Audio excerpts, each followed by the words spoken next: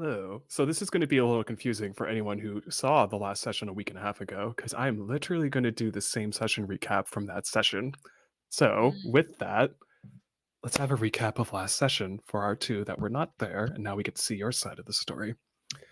In your last session, you followed Mission Moon from the Watchtower into the Crystarium proper, the city in which your characters from your college campaign started off in.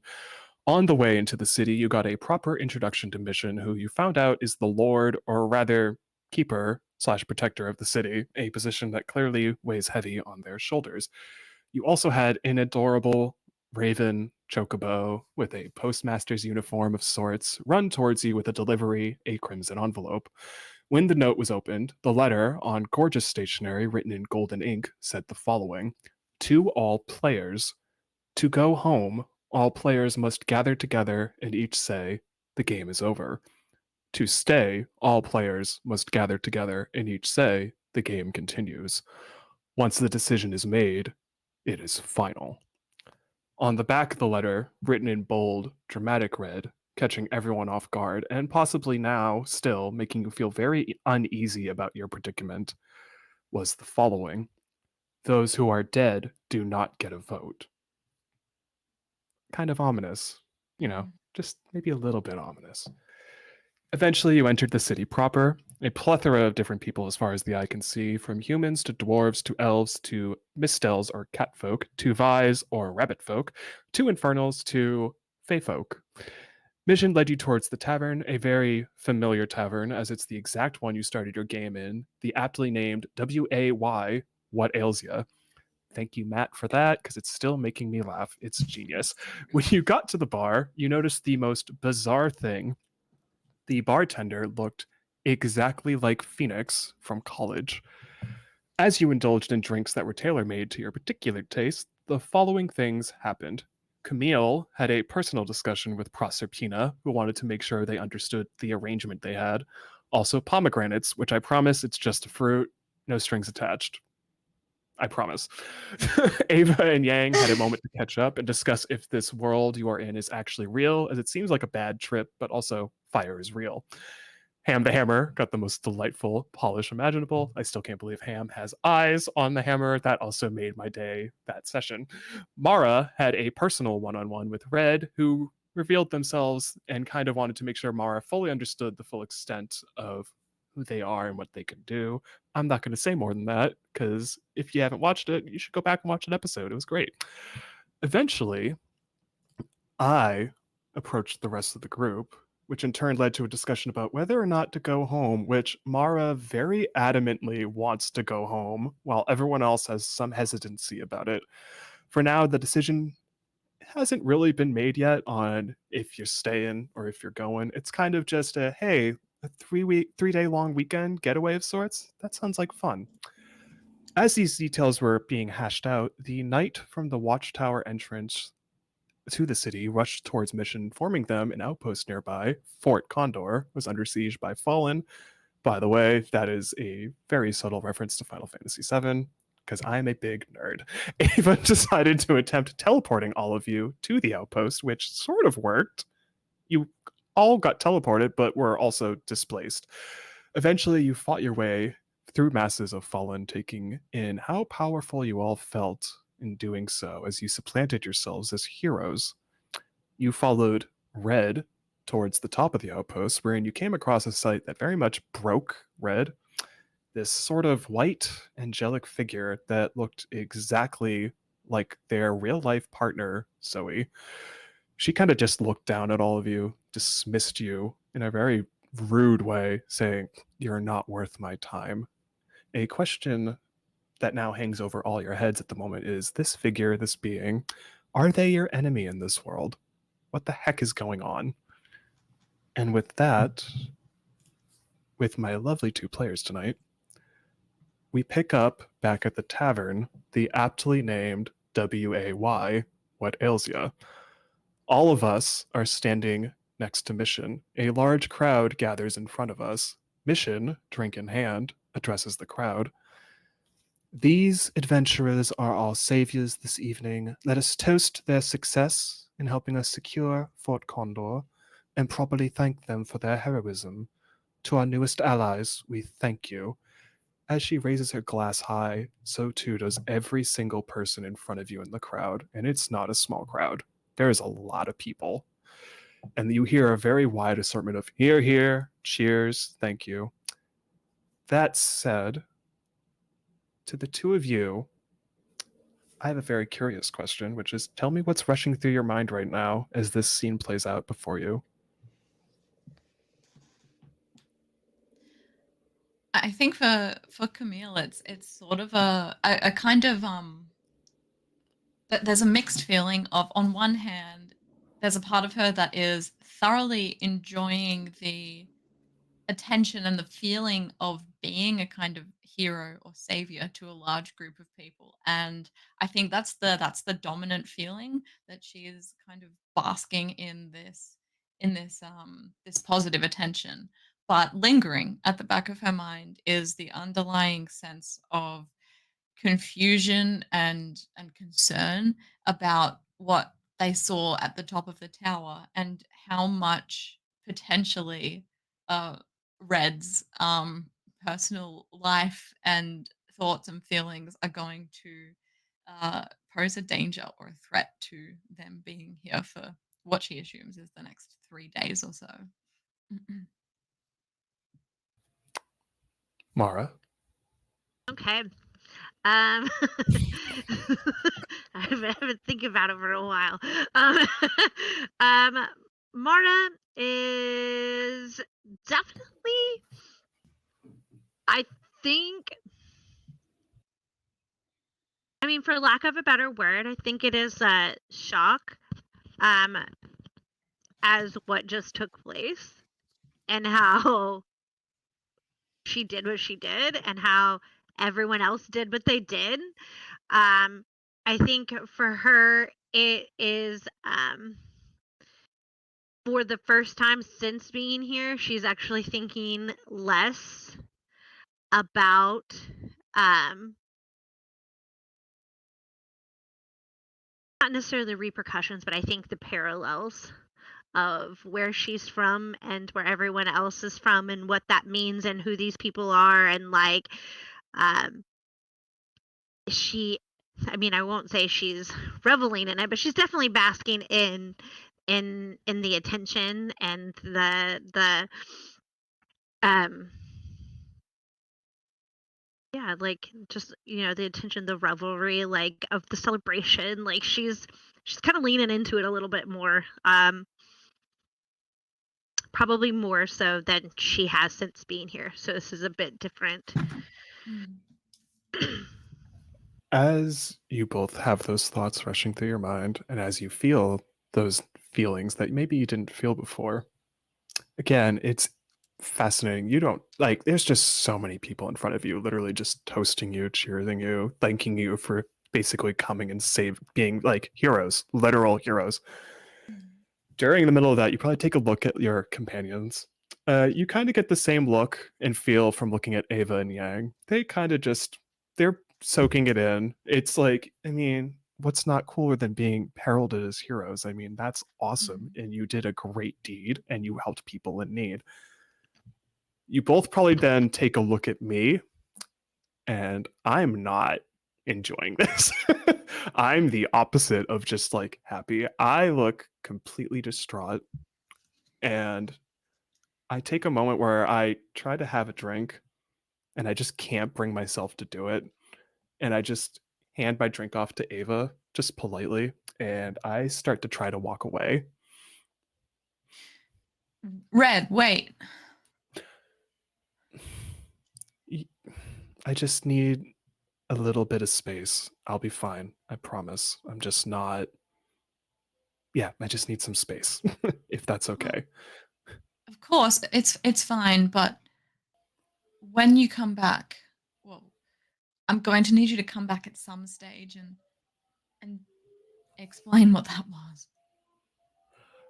I will try my best. I'm still kind of processing it.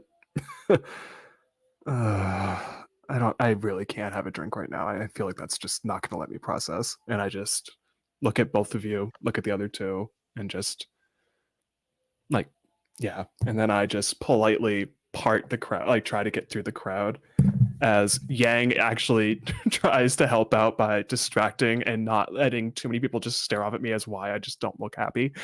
And if you follow where I go, I just find a set of stairs and I just kind of just sit, kind of just plop down and just kind of start bunching my legs up to my head, like where my head is, and just kind of just be a little sullen, basically.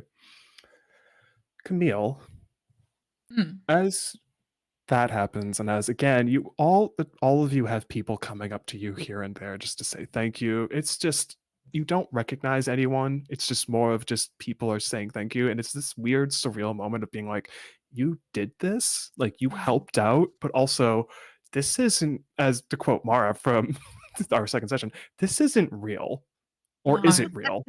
It's one of those Feels weird, mighty like real. yeah, it feels really real, but at the same time, it's like, no, this is a game. This ain't real. But you're not. It's hard to tell. It's one of those strange and peculiar things where you could go in your head about it this way, that way, front, back, left, right. It's just hard to kind of tell what the definitive answer is when it comes to that particular thing. But at Yeah. the moment, it feels probably. How do you feel in terms of actually being celebrated as a hero? Like I know you're conflicted about whatever the hell we saw at the top of the tower, but in the moment right now, does it feel good? Is it a little weird? It feels so good in a way that um throughout, well, Camille's alternate life, she has been trying to reach a point where she is heralded as somebody who has contributed something significant to the people around her. And because of her circumstances, she's constantly failed to do so. And so now, here, after this success and having all of these people come up to her and personally thank her for saving their lives, she is loving it. This is everything that she's spent her life working for. And even though it kind of isn't real, but it feels real. And it feels real enough that she is allowing herself to feel that gratification. So she's feeling um, very, very good about this. As you exactly do as you say, you feel that way. You have people come up to you here and there. You hear that ever familiar and ever unnerving clap from your right side, and you just kind of look, and Proserpina just is standing next to you, but like she has a genuine smile on her face as she does clap. And it's not like a slow clap. I made it sound like that, but she's more or less just looking at you like, well done, my dear. Very well done. You should be quite proud of yourself. I feel like you should be the one being thanked and heralded rather than me. I couldn't have done it without whatever it is you've given me. I mean, that's all you. I'm just here to assist where needed. Enjoy it. It's nice to be heralded as a hero. Yeah, it is. That said, Hmm. and she looks off in the distance, and you're not really sure where she's looking off. It's like, as mentioned, we have an arrangement, obviously. I mean, it is what it is. I mean, I can answer your beck and call, and on my end, you can answer my beck and call if you so choose. And Okay. I have a favor to ask. Sure. She looks around at the others who are with you. You kind of notice that at this point, you can see Ava kind of is starting to walk towards where Red is sitting. Yang is very much absorbing being the center of attention and just filling that anticipation up. Yep. As the hammer is very much out loud, being like, hell yeah, woo hoo. Proserpina just looks at you, extends a hand out to you. It's like, walk with me for a second. Let's talk. Okay, yeah, let's go.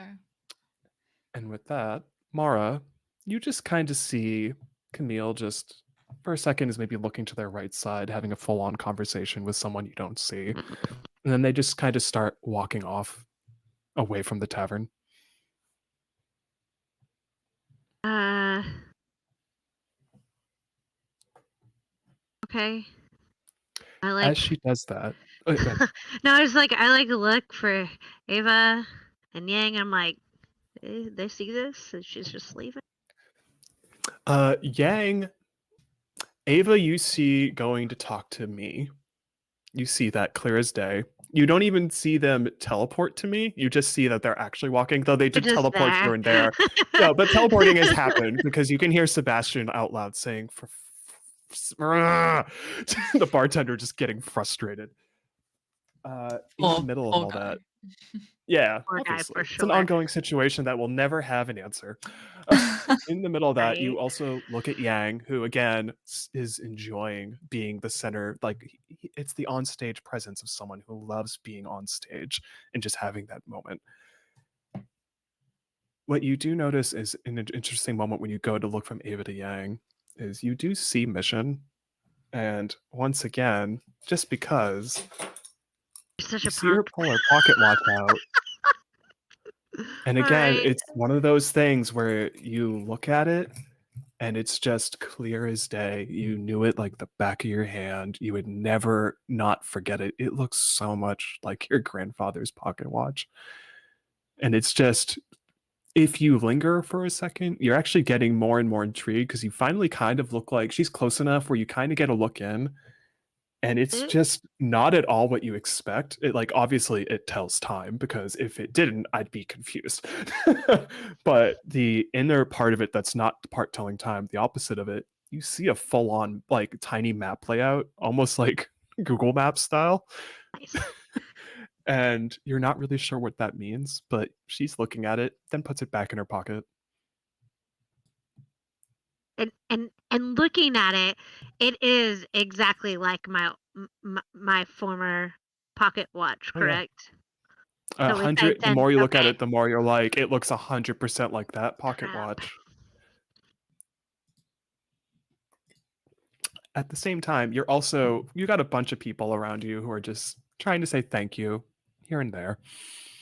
And I am letting them 1,000%. Like, you're so Oh yeah. welcome. Like, it's really nothing. And for you specifically, you start kind of looking at the people more closely, and a couple of them kind of make you step back for a second because a couple of them kind of look like people you know from like your day job, like coworkers who maybe you either Right. talk to or don't know, but you know the faces because you just do. Courtney's face and Ashley. Yeah. Ashley. like she's like, God. Ashley, hey. like, Do you say like their actual real life names out nope, loud? that's all in her head. Okay, just Not making out sure. loud. That is not out loud. It's just like, thank you, great. like, very, very internal monologue. That's the one thing Mara's got in heaps. Okay. In that case, the Sebastian probably notices that you're having a moment where you realize this, and maybe it's like visually apparent, and he Oh just pours a drink for you. I did not actually hear what this was for either of you last session, so I want to make sure of this. For Mara, what is your drink? As in, what color is it, and what does it taste like? Oh, Mm. I did choose last time, and now I can't remember what I picked. Oh my I think it gosh. was gold, but I don't know what the It was flavor of it was. absolutely golden. I think it was like champagne because, like, I am a simple Yes. rich bitch. But You clear as day see it. There's no way to not see it. It is gold, fucking gold. Like it is so gold. Like if that was solid, you'd be rich beyond your life and dreams. But when you taste it, it is that wonderful bubbliness. This is the perfect kind of bubbliness. Sebastian just looks at you. It's like, here you go.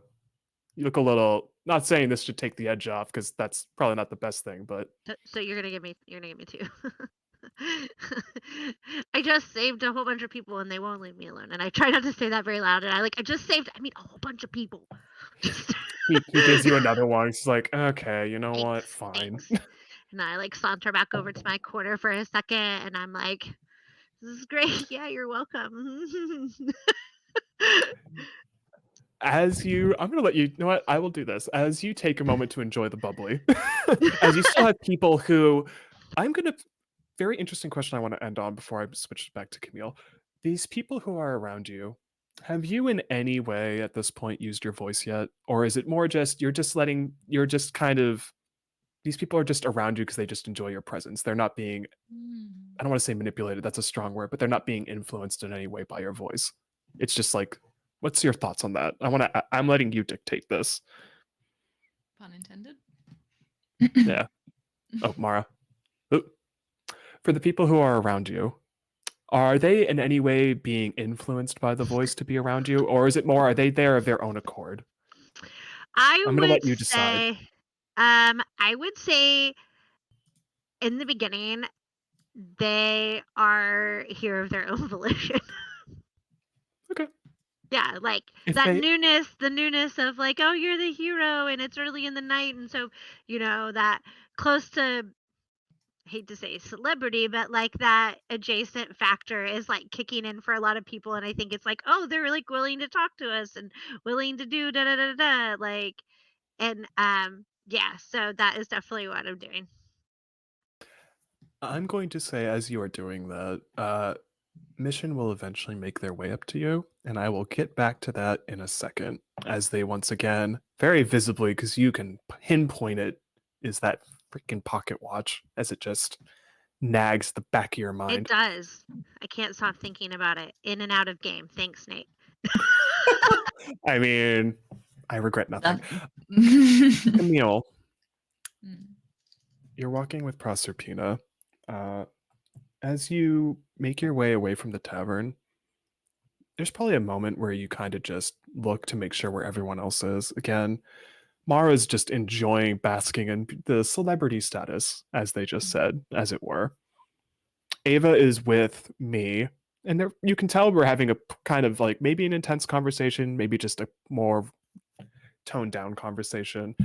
You're more confused when you see that I just, for some reason, turn my back to them, and then you notice I have a massive tattoo of like a comedy and tragedy mask from theater just on my back that maybe you've known about, maybe not.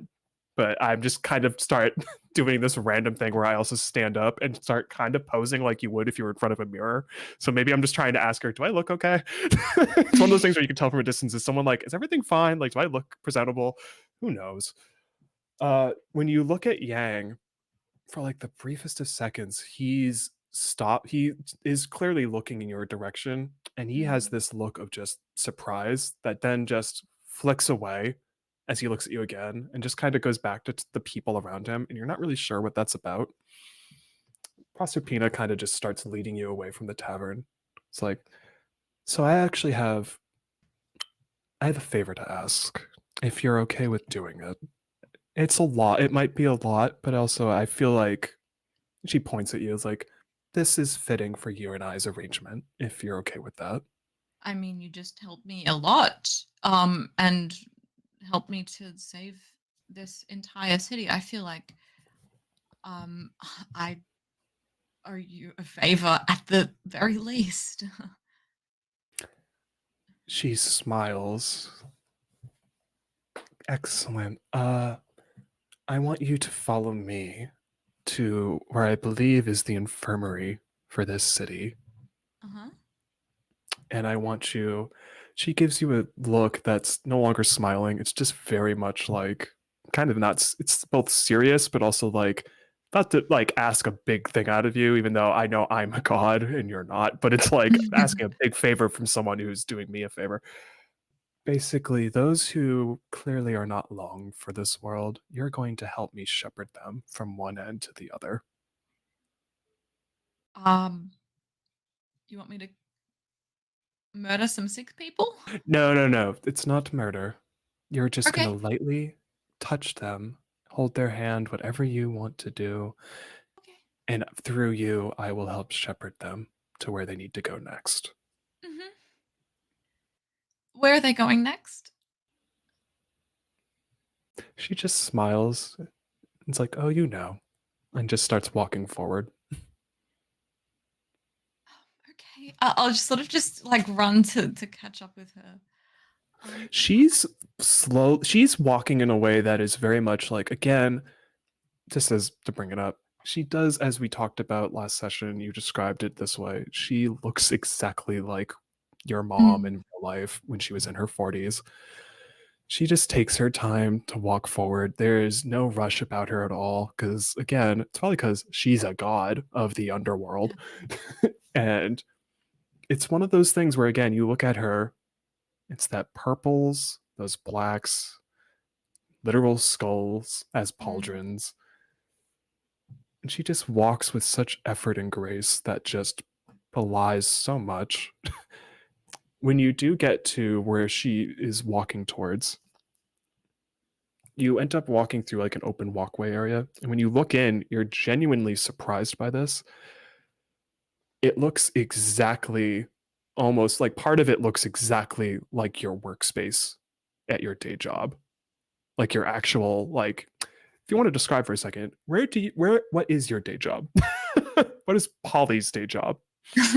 Yeah, so Polly works in a laboratory, in a chemical laboratory, sort of working somewhat to create medical elixirs, cures, tonics, antidotes, and stuff like that. They also do a lot of research there. She's studied a great deal to obtain enough knowledge to be able to research new things in this field.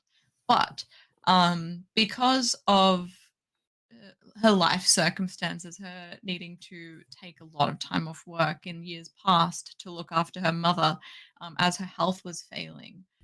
She has been unable to sort of obtain and maintain a relative position within this field of research. So, because of her lack of hours and lack of ambition in this field of late, she's sort of been relegated to what is essentially like a bookkeeping, administrative statistical role. So she's kind of just stuck in this small box of an office with a tiny window that looks out straight onto a brick wall across the street with no view, no soul, no life. Walls all painted white, kind of metal tin filing cabinets across each of the walls, making the room feel even smaller than what it actually is, and an old decaying desk in the center of the room, which she shares with another person who's doing her job. So there's no life in her workspace. There's no life within her work, and it's a sense of claustrophobia and a sort of representation of her real world failures, I would say. The half of the infirmary looks exactly like that workspace, just more space to it, not as Mhm. condensed, more space. And the person you shared an office with, what was their name? Their name was Gerald or Jerry. You look off. Proserpina starts walking in, and it's very much like it's both looks like your day job setup, but also like clearly there's people who are being medically attended to, and there are some people who you can very much tell from a distance there's not much that can be done to help them. Mm. Like this, whatever tolls that people were dealing with before the four of you joined that fight, the cost was very high. And what you find is there is someone who's very much, I don't want to say wearing a lab coat. It's more like, because part of me is like, think of it more like, because again, Final Fantasy vibes, think of it like Mm. almost a very doctor-esque white mage outfit, which Yeah, like I love robe. that. It makes me happy. Mm. Yeah, I like that. It looks though, the person who's wearing that, that is one for one that coworker. Looks Mhm. exactly like them. And Proserpina just walks in, just takes note of the room. It's like, this way, my dear. Okay.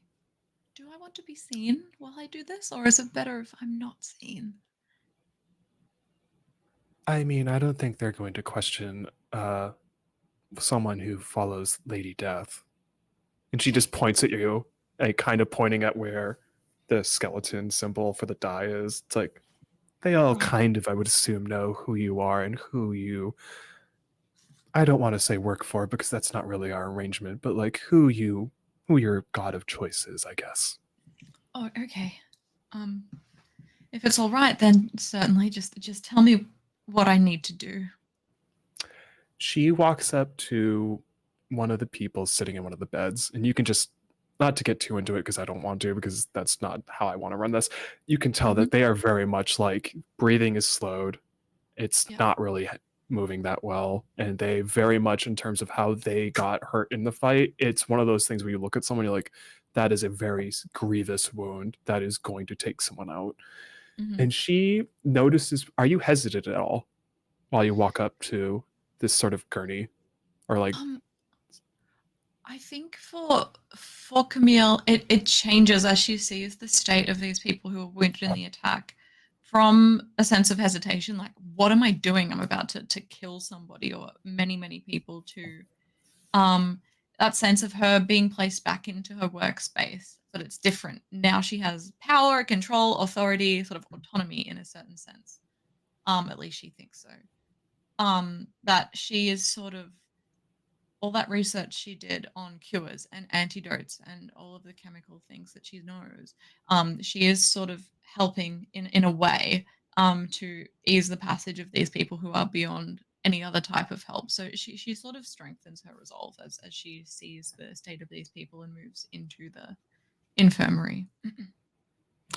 as you do that, she grabs one of your hands that's open Mhm. and just looks at you and says, just lightly put your hand on theirs. Okay. And because now I want to make it mechanical, I was not going to do this originally, but now I want to. Mhm. Just roll your d12 straight. Okay. If you get a 1, let me know, but I just want to just roll it straight. I got a 10. you I want you to describe how this feels. Do you feel from like where your hand gets placed and it's like a full body thing? Mm. How does it feel that you can literally tell that you can feel someone's essence literally being moved from there to Proserpina because she's holding on to you and you can feel that transference? Ah, that's interesting. Okay. I think maybe it feels, because they're probably in physical pain, to a large degree based on their wounds, that the way that it transfers is sort of, she is being used as like a sort of a messenger of life in a sense. So she holds their hand, and within her this sort of change occurs where she holds their hand, and then she sort of feels the pain that this person is going through. It, like if they have a wound on their leg, for example, her leg will start to, like, sort of seize up and feel in some unimaginable pain.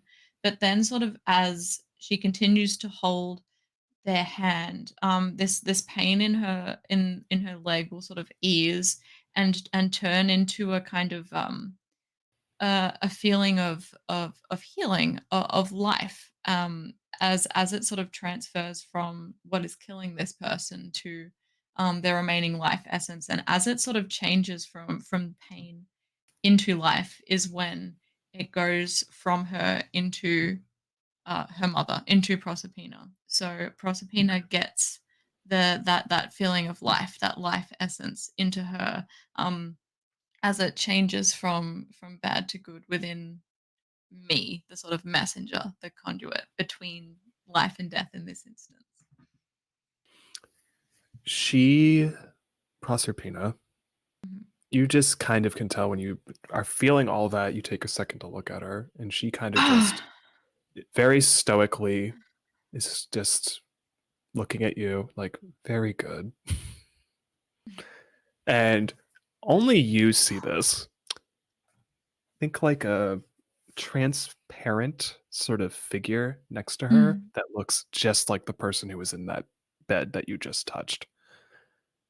And they just give her a very subtle nod and she nods at them and then they slowly kind of dissipate like fog Mhm.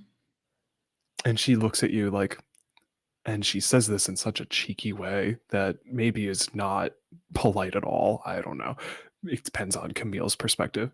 She just looks at you like, 1 down, 3 more to go. Shall we? Okay. Lead the And way. as she does that, the person you said looked like your coworker from your actual real life job, Yeah. they don't question anything you do in that space. No one does. Not a single person even comes up to say hello to you. They probably look at you and then look at your garb and look at the insignia that you have where your Mm. D12 is holding with that skeleton.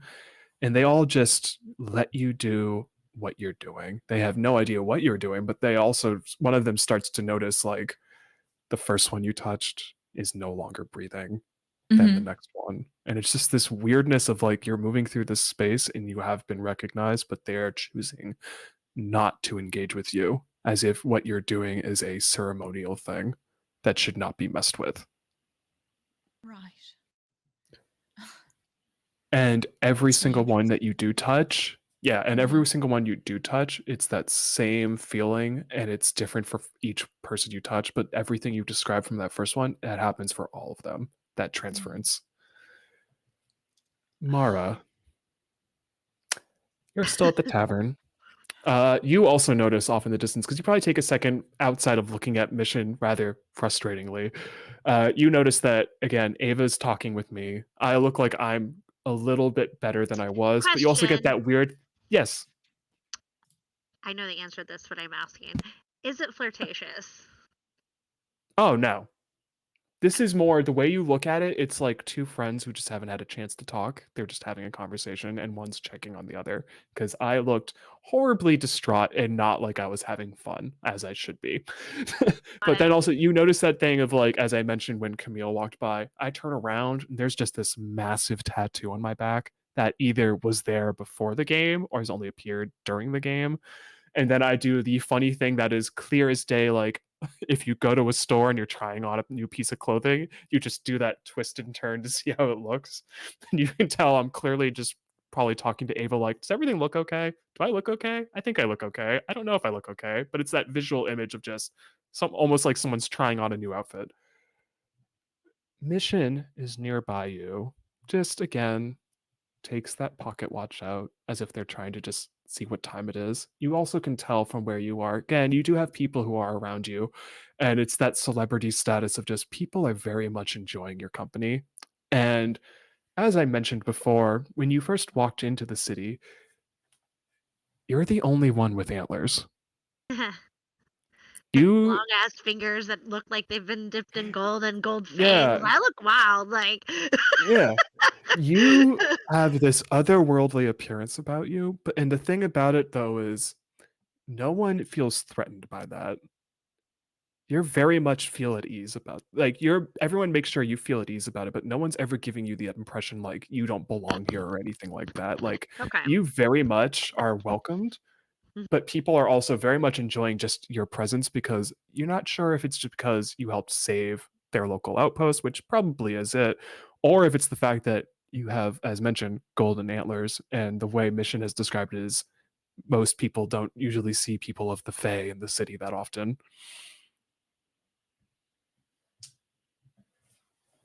She is near you though, and is just kind of talking to each of the guards, checking in on everyone.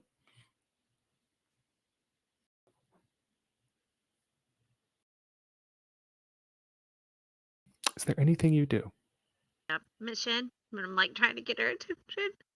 Hey, Mission, do you have a moment? Uh, sure.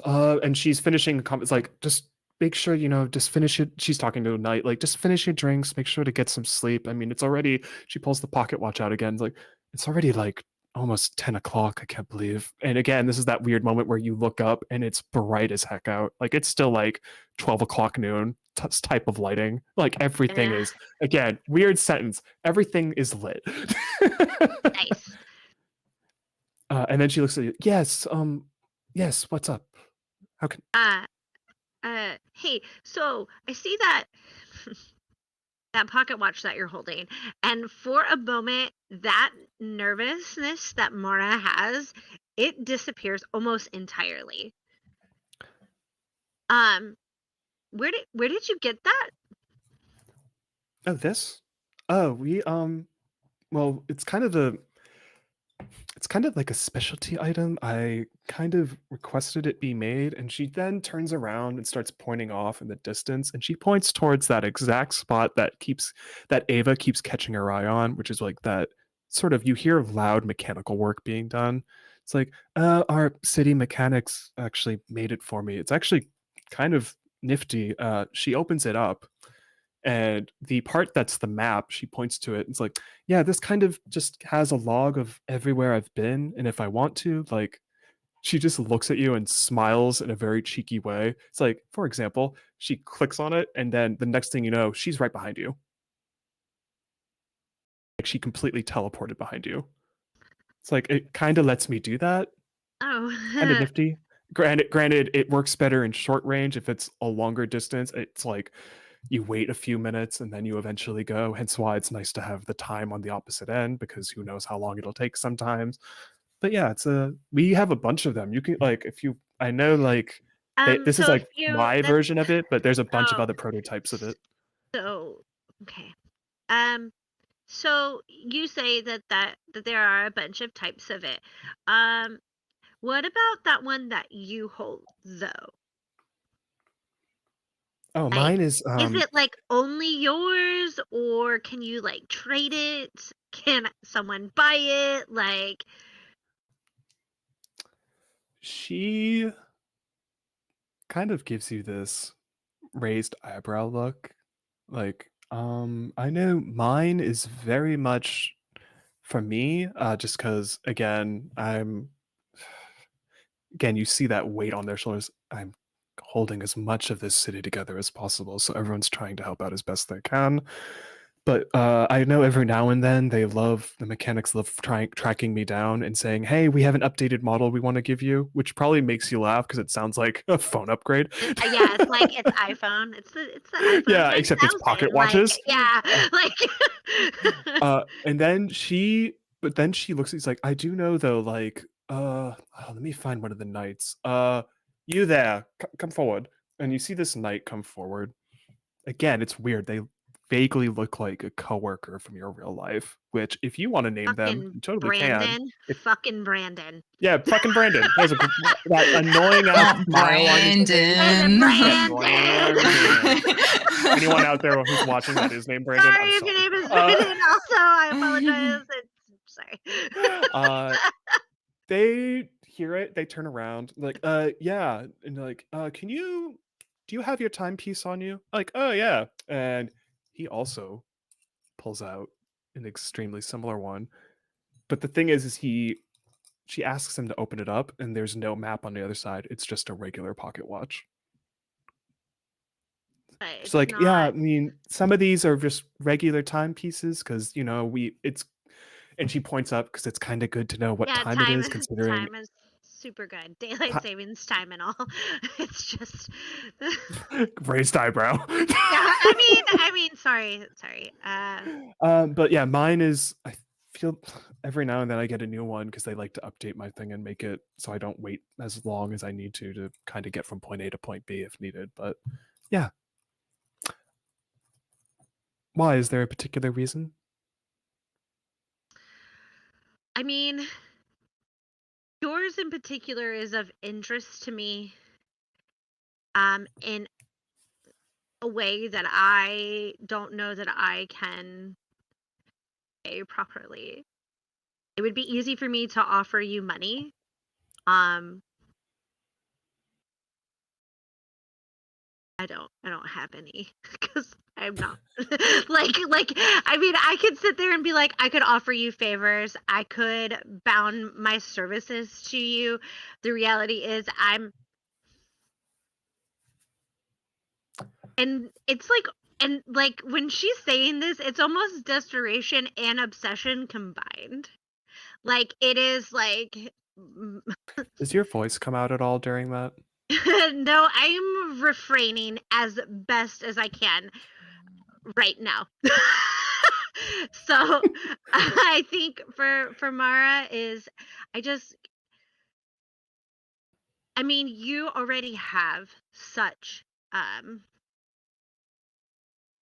a position in which you could get another one of these.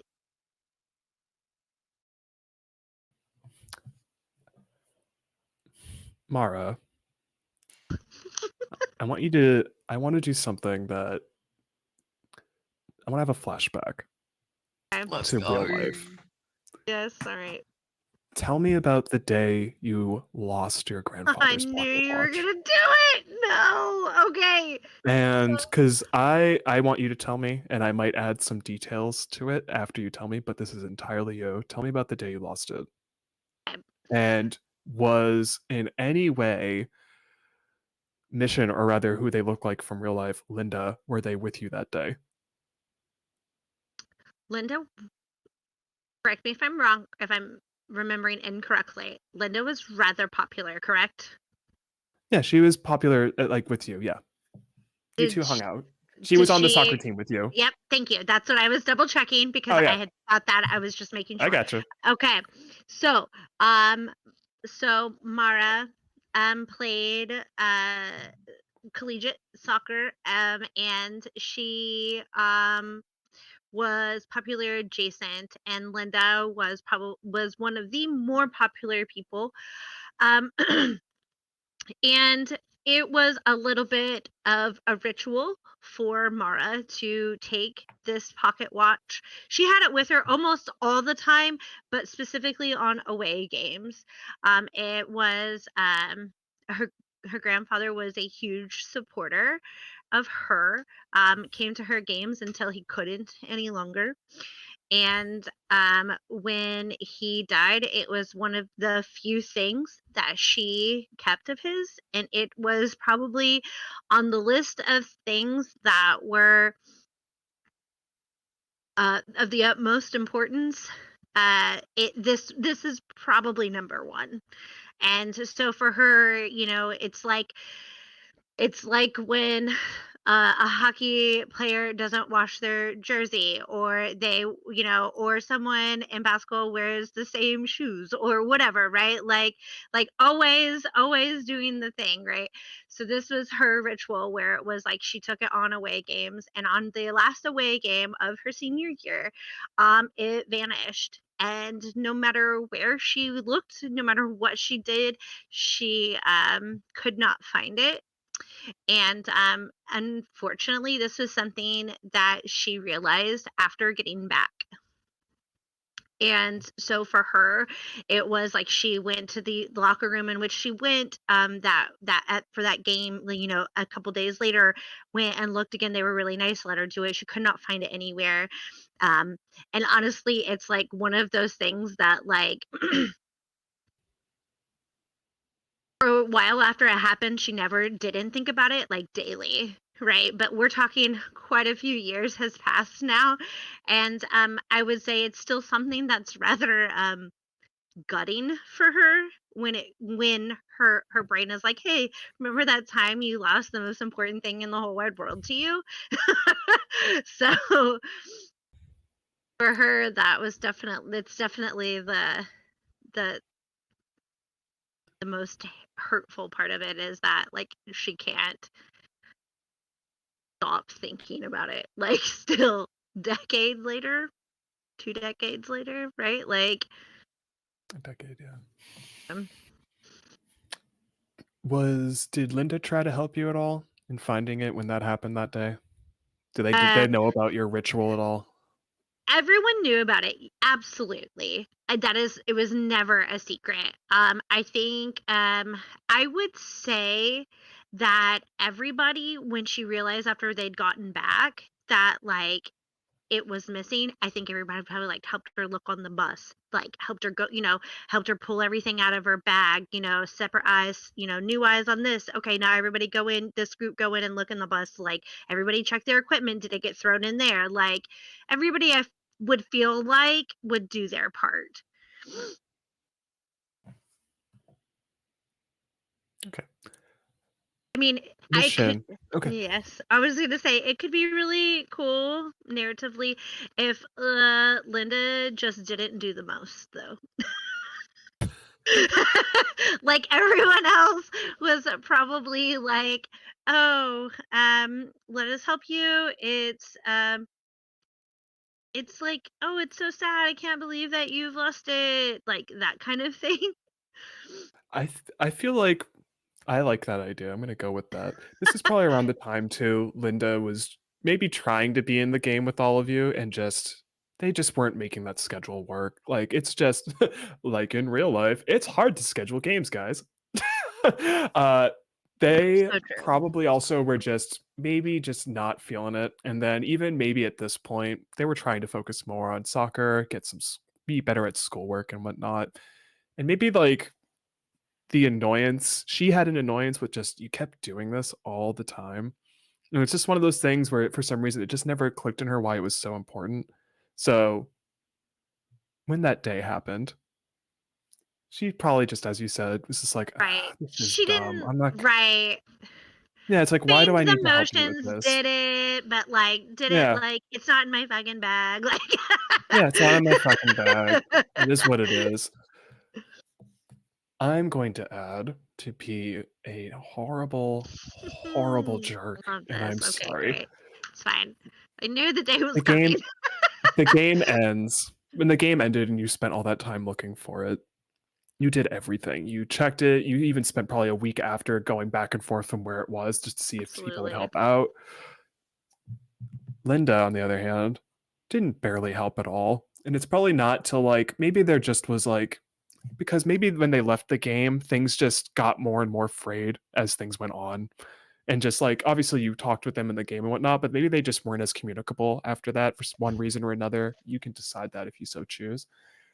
Probably when the game did end and all of you kind of did graduate, there's a point where they're going through their stuff and they have an old soccer bag that they just never really checked and they open it up and that's when they notice that there's just random pocket watch just chilling in their bag and they probably think about you, but then also they kept thinking about how fucking annoying that ritual was, even though it was super important to you. Oh man. And they just look at it like, no, I'm not dealing with this. And they just probably throw it on top of like a counter in their home or just on top of their dresser and they don't think twice about it. And as time goes by, they just never think to message you about it. And it's probably still sitting with them in their home. Mm. So as for back in the game, and you desperately talking to Mission being like, please, I want this. Because I'm going to say this does happen. Roll all of your charisma, roll your d4. You're not using your voice, but Nope. it's and roll your charisma as in you have 3 in charisma, so roll 3d6, just as always a reminder. And then obviously 4 plus is a success. With the d4, you can use that as a modifier where if the one of the die rolls is not a 4 plus, you can add that d4 on top of it to basically help get you a success. And the way Ha. I'm also dictating this is also that in doing this, you're not using your voice. It's just you're more charismatic. I'm trying So yeah, it's like no I'm telltale signs yes. will be visible in this. Is what I'm basically getting at. Okay. You'll be safe. At least for But I'm now, letting okay? I make no promises. yeah. But let me know how many successes you get, and then also what the D4 is. So Said how many successes? yeah, how many 4 plus? How many above 4 did you get? So, my D4 I can add to them, Yep. So anything that's all of not a them. 4 plus on a D6 is like yeah. Okay. Oh, you got successes on all of them. They are now, yes, after that. Sweet. So that's 3. She you how do you like in what way do you feel like you influence her a bit? Um, so when Mission gives me that look of like, I can't tell if it's like, I don't know them Yeah. enough to be like, it's annoyance or whatever, right? Um, I do I'm like, I know that you don't know. Um, I try to tug on the heartstrings. I'm like, this watch reminds me of someone so important to me. Someone that essentially changed my life. And um I didn't know it until I saw it. And I know that must be very weird and odd for you.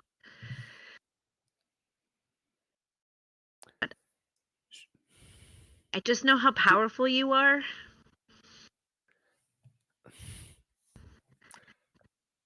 Let me check in. She looks where the mechanics are. Let me see if they have an update for me on a newer one of these, and I will get back to you. I promise. Thank And she you. even grabs your hand, and she grabs your hand like and holds it like, I promise you I will get back to you on that. It's just that is a very massive ask, and that is not a simple request, but if they have a newer one for me, then I can gladly give you this. I don't see an issue with that. Thank you. That's all I'm asking for. And when they let go of your hands, they give you a nod, and they start once again checking in with each of the knights that is in the tavern, because a lot of them are there after that fight. As she walks away, you can tell ever so slightly there's like this one tear, just one, coming out of your eye. It's like a streak of mascara, almost, just drips down. And from there, let's take a 10-minute break. All We'll be right. back in a bit, guys. All right, bye.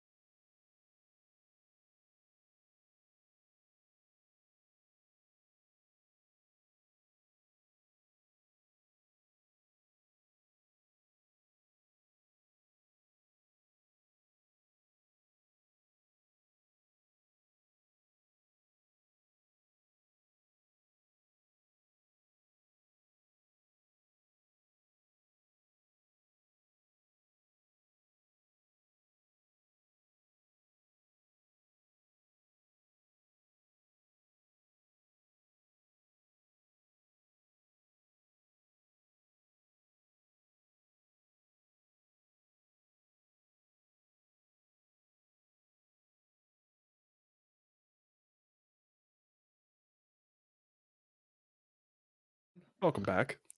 Hi Hey, everyone. we're here. Welcome back. I jumped the gun for a second saying welcome back, and I didn't realize I wasn't even on here yet. Hey. For Mara, as Mission walks away, again, she's going to check. She's literally checking on every single person in the tavern, which just puts in this weird perspective like, okay, she's being dead mother, is all I'm going to call it. Like, she's just being the mother hen, being like, is everyone okay? Do you need a drink? Sebastian, get them a drink right now. And you see her teleport. And again, he just shouts out loud, like, for fuck's sake, stop doing that. And then, funny enough, you see Ava do it just to mess with him as well. And it's just like, whatever. Eventually, I also walk back with Ava. I look a lot happier. Not like 100%, but I look like more happier than I was before this because I was clearly distraught. And Ava gets a drink, kind of goes to sit down somewhere. I kind of notice you, and then I start walking up to you. I'm like, hey, Mara, uh, do you know where Camille is? Like, we saw her walk by, but I don't know where she went. Do you mind finding out where she went or keeping a tabs on her? Like, Sure, absolutely. I mean, no problem. and I just again give you a smile. I don't have my jacket on, by the way. I'm just full on sleeveless with that red ombre gradient black dress. And I just look at you, give you a very nice smile. It's like, thank you. I just don't want us all wandering off and then none of us keeping tabs on one another. So just like, I know I'm asking probably a lot, but just make sure Camille's fine because I have a weird look on my face when I say Camille's face, as if like, I guess the best way to describe it is like almost as if I saw a ghost. And I can't really, and you're kind of confused by it because it's just this weird expression of like, I'm concerned, but also kind of have this look of like, I don't want to know more than what I've seen. It's probably the best way to describe it. It's like, also if you see anything weird, let us know. I know that's probably way too broad of a thing, but like, Yeah, it was just like big strokes. as you accidentally hit your antlers. Like, it's like, don't do that. I absolutely would do that. Like, Yeah. me as a person, as Mara, would absolutely do that.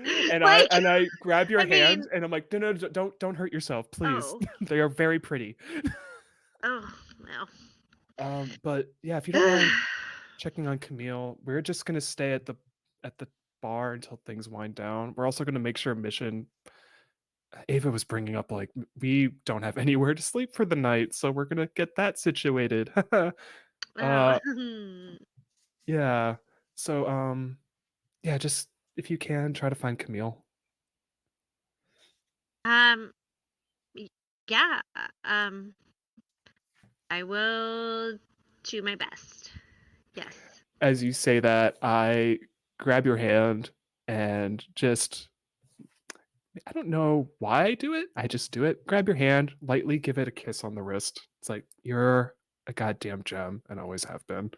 And then I start walking back to the table where Ava's sitting. And I don't have a weird look when I look at the bartender this time. I just kind of look and I'm still like, no, I don't like it. But I also actually walk up. I probably just look at him like, okay, I'm getting more used to this and I can do this. And I even say it out loud. It's like, I can do this. I can talk to the bartender, just not right now. And then I walk to where Ava's sitting.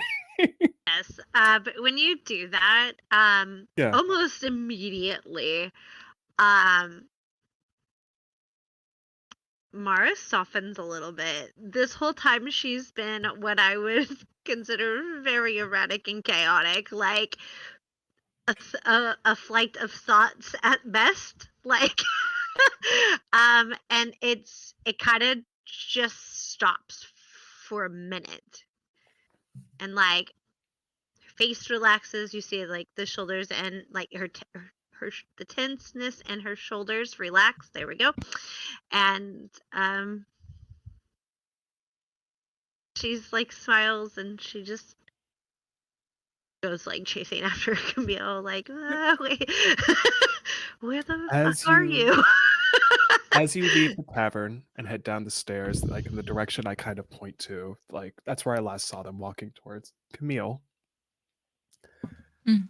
this is a very, again, we've talked about how this game can get heavy, so I'm going to ask a heavy question. Yep. How is it, what does Camille feel like in the fact that she's technically helped Proserpina take one soul to another place 4 different times? Has that feeling felt more comfortable to you, or is it still one of those like, what the hell am I doing, and why is she asking me this kind of things? Um, I think Camille is still riding the high of the attack of the heroism of the day, and perhaps it's ego, perhaps it's the sort of way that the rules seem to work differently in this world, but it's that like intense sort of empathic feeling that she had doing this of literally transferring the life from sort of one being to another, or from one plane of existence to another, that gives her a sense of well, it's not exactly purpose, but at least of like competency. Like she knows what she's doing. She feels like she has a place in all of this. And the fact that all of the staff here seem to feel or seem like they are accepting of this, or it's normal, it's some ceremonial rite of some kind, seems to solidify this more within her mind. And it feels in a sort of primal way kind of right for her to do this. And so she's kind of she feels better about this than she probably should, I would say. And she kind of when she finishes doing it, or even in the process of, she's like, "Is that everything you need from me for now?" I When you ask that, she once again smiles.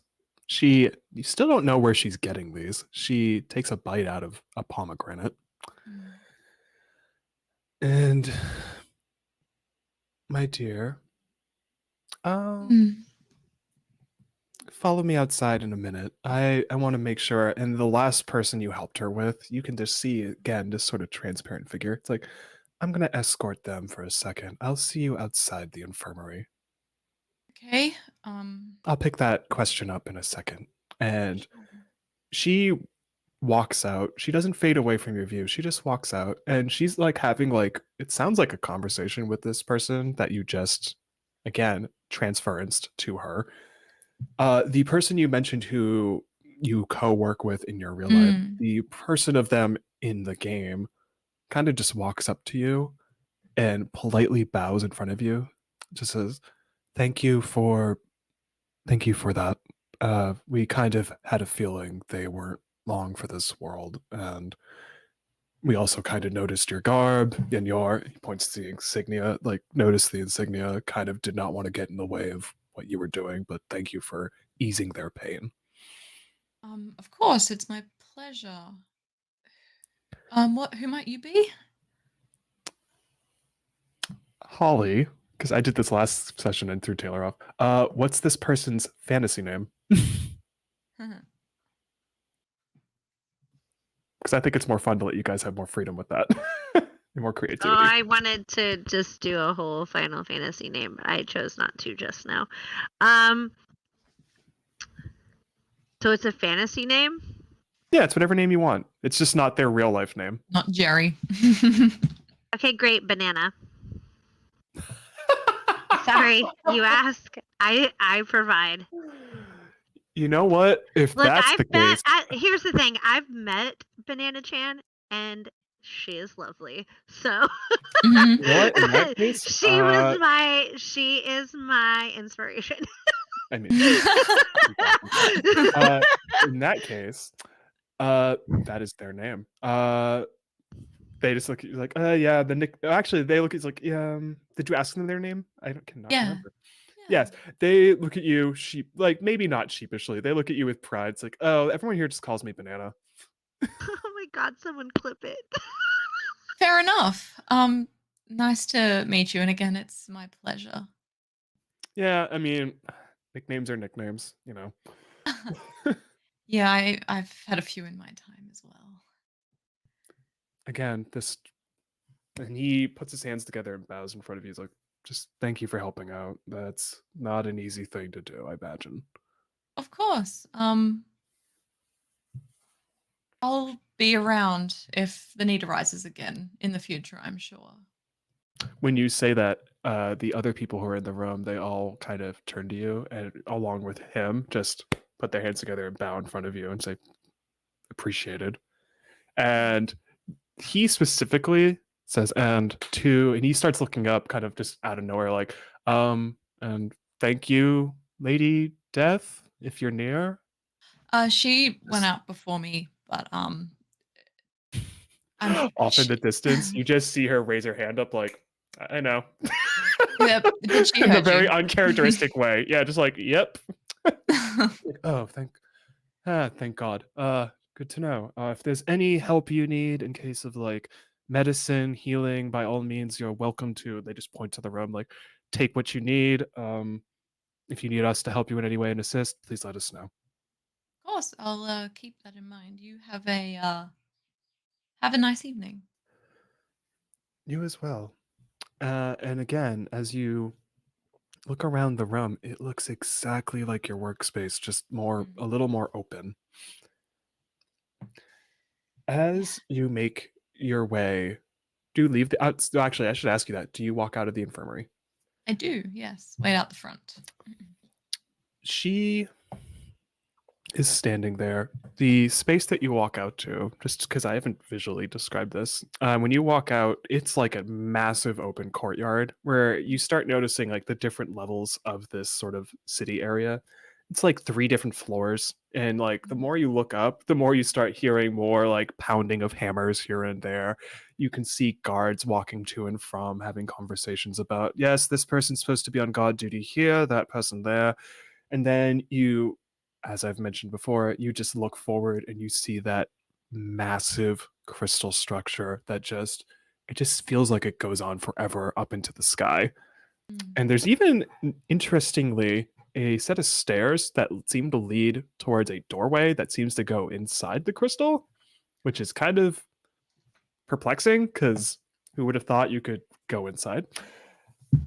As you walk forward, you just see Proserpina standing there and just maybe finishing off a conversation as it looks like she's waving goodbye to that transparent figure who then just dissipates. Mhm. And as you approach, she once again just looks at you, kind of with a motherly happiness, is the best way to describe it. Like very pleased at the work that you did. It's like, my dear, that's not an easy thing to have done. So thank you. In return, I have a fun thing for you. Fun thing. And as part of your level up with Yeah. Proserpina, going from level 1 to 2, she holds out an item that I want you to describe what it looks like because that's what the book says.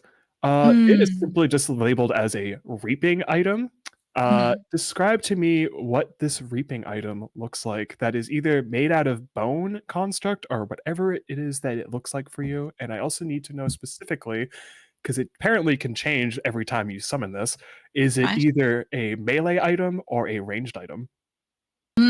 Yeah. Okay. Cool. So the thing I had in mind was it is sort of like a kind of ivory or a bone, like a thin, light, easy to wield short sword, essentially. That is very sort of ceremonial in the way that it is sort of carved intricately with what looks like ancient Greek lettering. And Camille herself probably wouldn't be able to understand what it says, but out of character, I imagine it's like the words to some ancient rite or something like this, involved in the process that she just partook in, actually.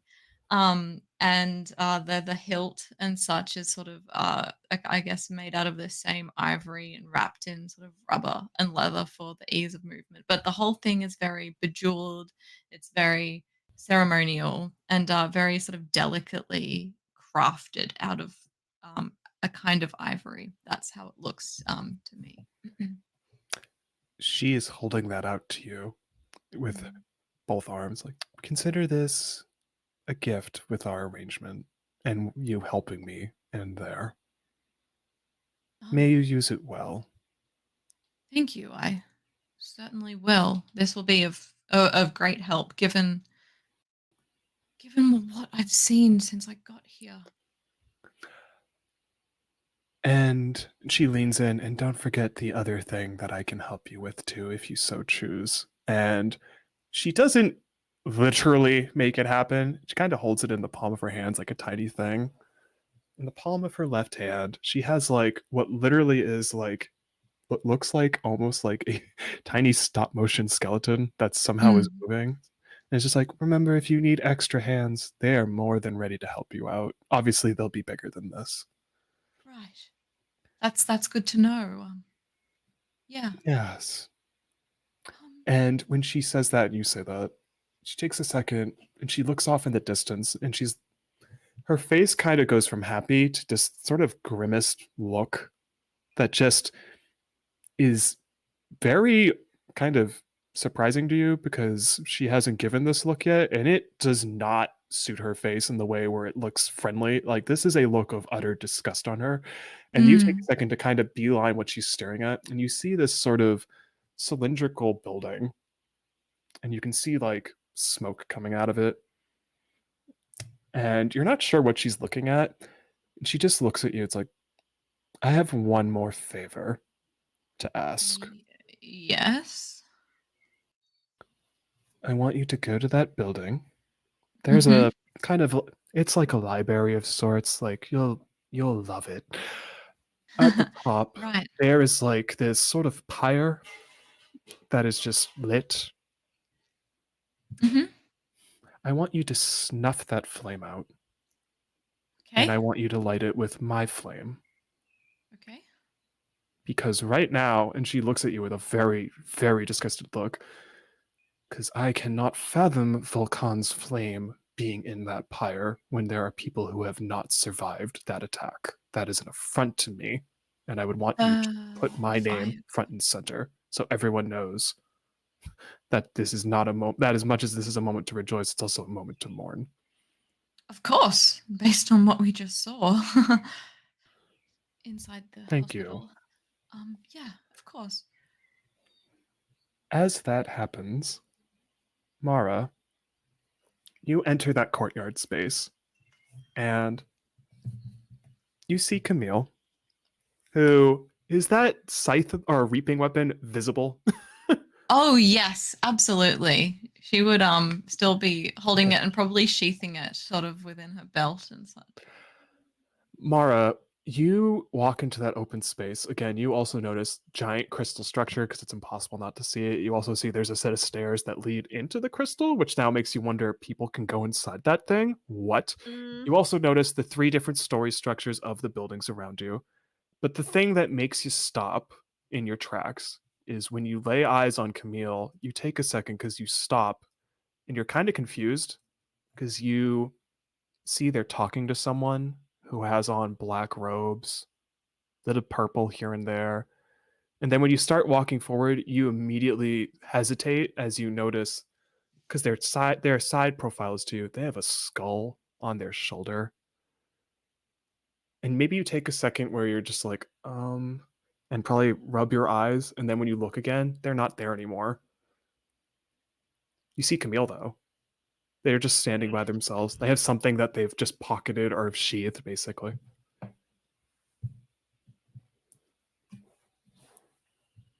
hey, Mara, Camille. Hey. hi. Sorry, are you okay? Yeah, yeah, you just disappeared. Are you okay? I'm fine. I Underworld god, you mean, know? oh, underworld Yeah. god. Okay. Yeah, you know, she tells me to take a walk. I don't think I can say no. I mean, I, yeah, would you refuse? I don't know that I could. That's no, great. I wouldn't want to test that one out. But yeah, I'm okay. I'm fine. How's the party? So Still going? well, when I left, it was going. It was going Uh-huh. good. Yeah, Um, sure. so Is Red this okay? think so. When I left, That's when good. I left, she was okay, in every sense of the word okay. Um, Yeah. uh, but this place, look at this place. I know it's something. It's it's just as it was described, back when we were playing, but at the same time it's Um, I don't know. Mara goes to say your name before being in here, and she's like, Camille, I'm just. I'm not used to that either. Well, here we are. Yeah. So Camille, um, are you okay? Is this okay for you? I mean, I before we were here, I just found Mm, out about what had happened. Um, yeah. with your mother. Are you okay? Like, this is a lot. I um I don't know. I don't know if I'm okay or what. I just went in there and everything looks weirdly like what my office looks like at work, and I we just go up saw in. a bunch of people I used to work with. Yes, I saw the Fucking guy who shares my Brandon office. was there. Like, Like, my office mate is literally in there working. I don't know. And then, oh, Red's partner, you know, shows up yeah, in the that sky. in the I- sky is wild. That's wild. yeah. But um, I don't think I don't know if I'm okay. I mean, I feel fine it's for now, okay. but It's okay. It's I okay don't know. to not be okay. Mm, I just worry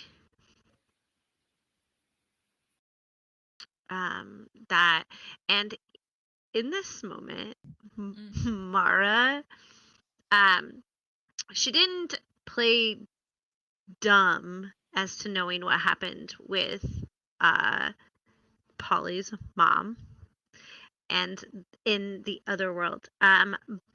She knew she was sick. She actually did not know that she had passed, but mhm, and she knew the sacrifices that you had made. mhm. Um, and I think she kind of looks at you and she's like, I don't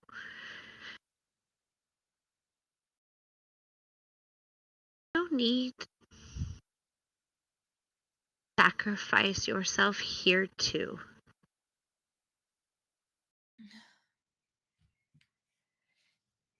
I know. I'm trying to.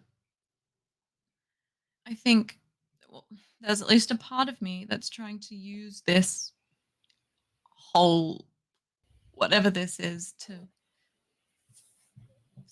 take back some of what I lost back home. I, I do. Mhm, I do. mhm, And she says that with the biggest grin on her face. Like, it is like full empathy. Like, I get it. I get mhm. it. Um, I was like really concerned being here. I wasn't Yeah. sure that, like,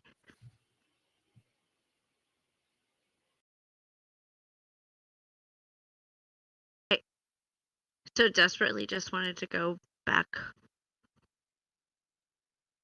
be honest, Camille, to a life I fucking hated. Me too.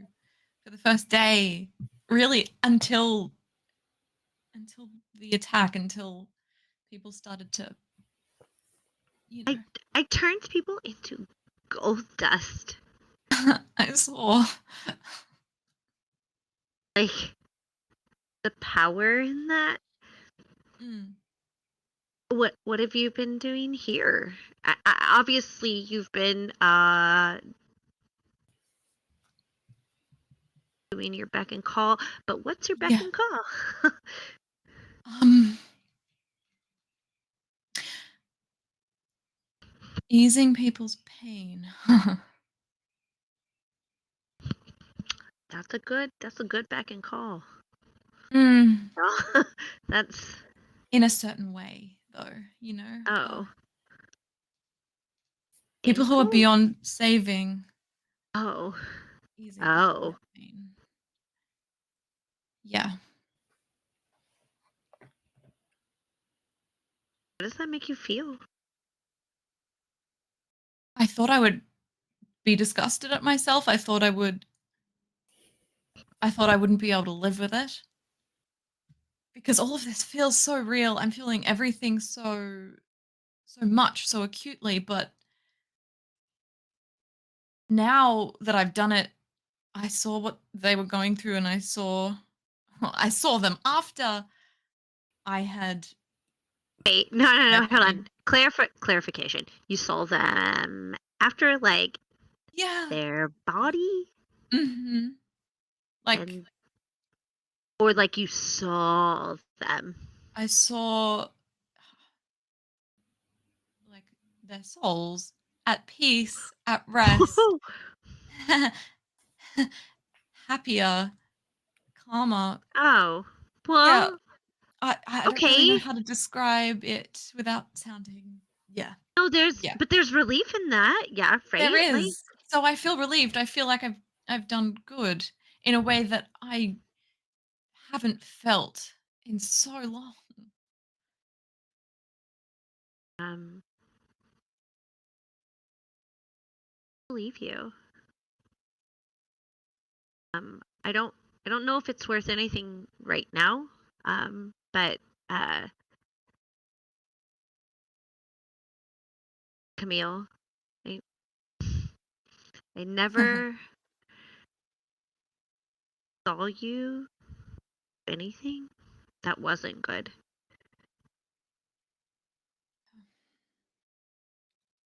It's the same goes for you too. I all those years ago I admired you a lot and I still do a lot even though we haven't spoken much. I imagine you're feeling in your own way with the things that you can do now. I imagine you're feeling at least somewhat the same way. Uh, um, yeah. 50% of the time, I walk around telling myself I'm I'm not a woman, I'm a god.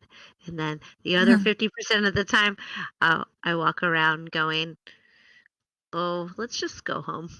Like, Mm. like, like, Mhm. um, I'm not gonna lie though, it felt good.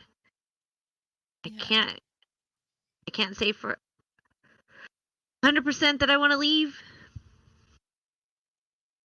That's like what I'm thinking too. It's like I know sort of deep down that this is just,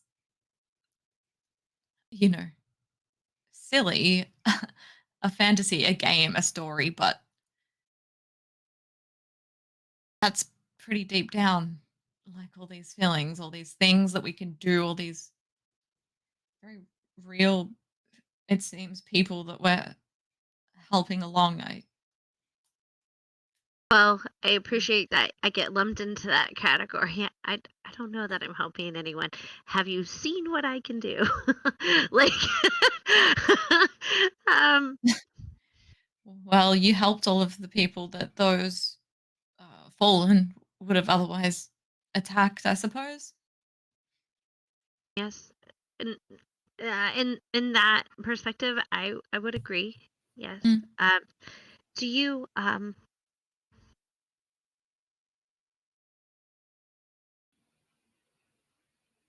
do you know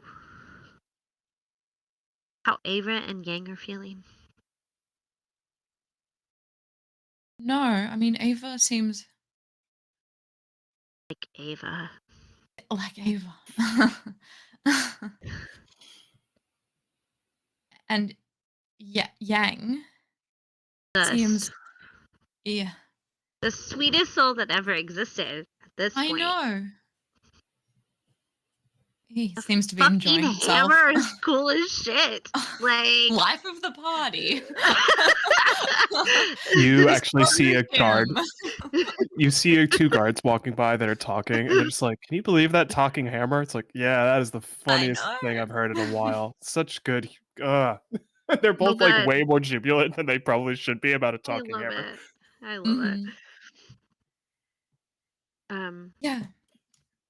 I mean, he takes everything on so well always anyway, but he seems to be taking this on. I mean, he's probably the best of us, but you know.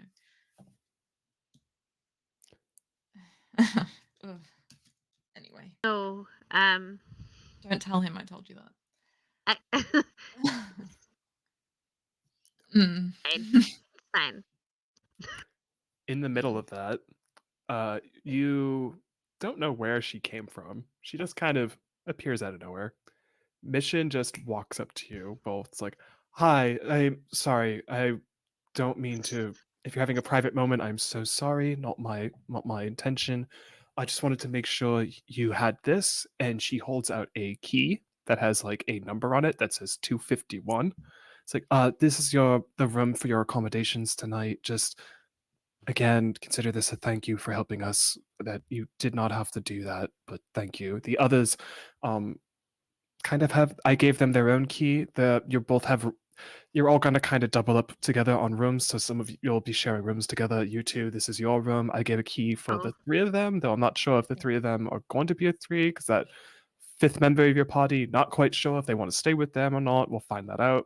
Whatever. Just want to make sure you Yeah. had your key. And then she looks at you, Mara, very specifically. It's like, as you asked, she holds out her watch and just waits for you to hold your hand out. And she just politely drops it there. And then out of her left hand, she pulls out one that looks exactly like it. It's like, your timing is so weird. I literally just got an updated model from our mechanics. But by all means, take it. Just if you're not a fan of being from point A to point B, it's a bit jarring at first. So just probably don't do that wait. for a while. I Just tried that earlier. It's quite nauseating. Yeah, it's not nice on the stomach is the best way to say it if No. it's your first time. Mm. But I don't think it's Mara, your first time. It'd technically be your second time. second time, Mara shoves it in actually the one of her cloak pockets. There's many pockets on the inside. And Girls' dream, honestly. yeah. And she is Mission, I cannot tell you what it means to me. Thank you. Nope. Hey. Don't worry about it. You did us a favor. I'm glad they're just paid in kind. I need to go check on everyone else and make sure they're all going to bloody bed because it's late. And again, you look up, it's still bright and sunny out. It's like, Mm. oh, by the way, it's like 11 at night, so don't stay awake too long. I mean, this was gonna take some getting used to, right? Like, Yeah. It's it's fine. It's odd, but it's fine.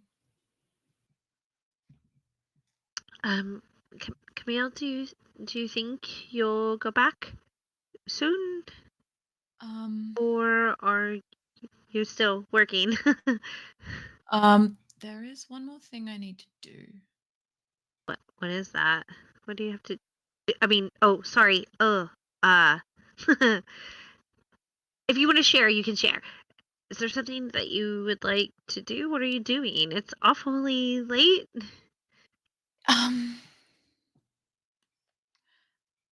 I think it's gonna cause some problems, but I'm intrigued. As you were talking about this, by the way, Mission's already walked away. Just to help. I was like hoping she had. Okay. That she had. Will you promise not to tell anyone else? Of course. I'll just look back to where Mission is. She sort of went away and look back to you. Yeah, she didn't teleport this time. She just starts walking back towards the tavern. My God wants me to. You see that cylinder, that fire, that smoke up there? My God wants me to extinguish that fire and light another one in her name rather than in the name of the fire god. And I think, from what I understand, the fire god is the one that Mission communes with. Oh. Yeah. So I'm going to start some god beef, I think. Oh, good. Yeah. Mara takes this along like, and she pulls the pocket watch out and she kind of like holds it up, and when she does, she kind of just hits it and it's spinning. She's like, well, I mean, I already got this. She shoves it in her pocket and she's like, what do you need?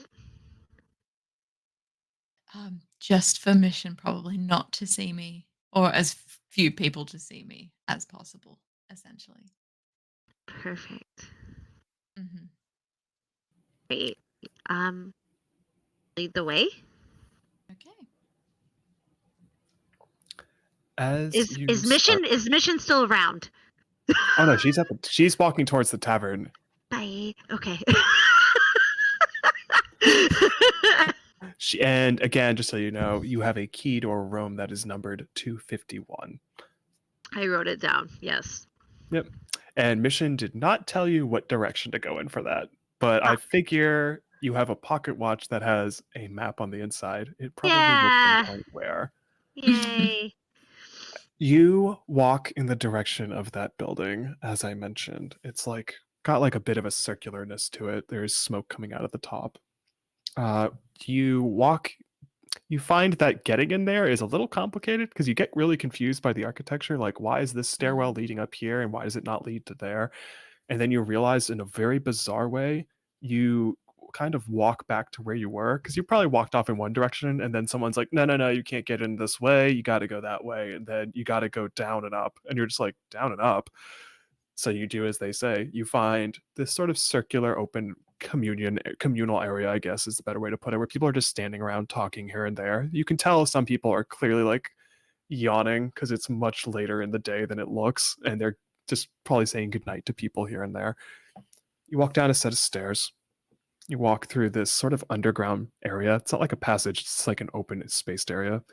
When you walk farther in, you look to your left and you see, again, much like the infirmary, there's some kind of medicinal work being done here, and like large cauldron-esque pots are just stirring with people in coats that look very much like lab coats, just kind of concocting medicine here and there.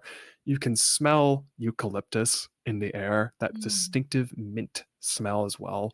It's pleasant, it's calming. And you probably see another guard probably helps you out because you're probably still a little confused as to like, where the hell am I? Because you have no real idea of like a circular structure down here. It's just very straight and narrow. And they're just like, no, just go up that set of stairs right there. You'll get to where you're going for based off the description you're asking. You'll know it immediately. Both of you, side by side, walk to this doorway that then eventually opens up. And when it does open up, you're probably genuinely shocked at the sight in front of you. There are books everywhere.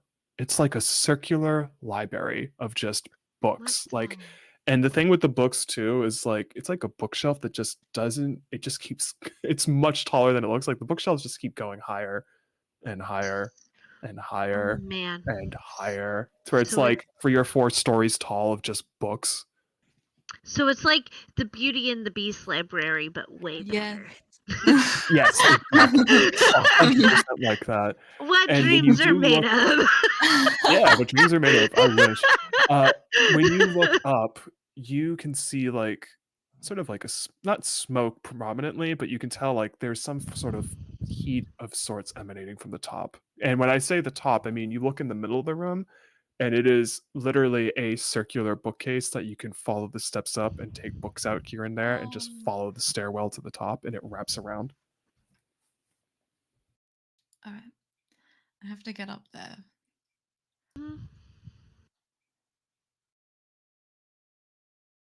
preferably unseen.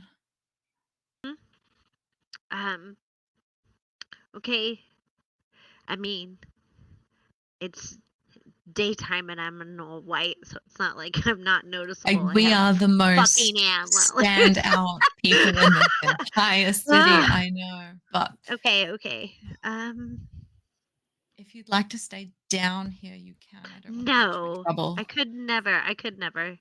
Oh, okay. Camille, and when she says this, she grabs both of your hands Mm. and is like, Camille, I could never Okay. let you do this on your own. I I'm gonna ask really not to do pause for a appreciate you second, helping but me. I need to do this for I'm a quick second. I need to take like a good 5-minute break because I need to go oh, help with something in my Totally home fine. just for a second. oh I don't mean to shit, no interrupt like this, but I problem. want to help out with one thing. So if you all don't mind, we're gonna take a quick 5-minute break. I need to go deal with Thank you, something for a quick dude. second. Be back. 5 minutes. Thank you guys.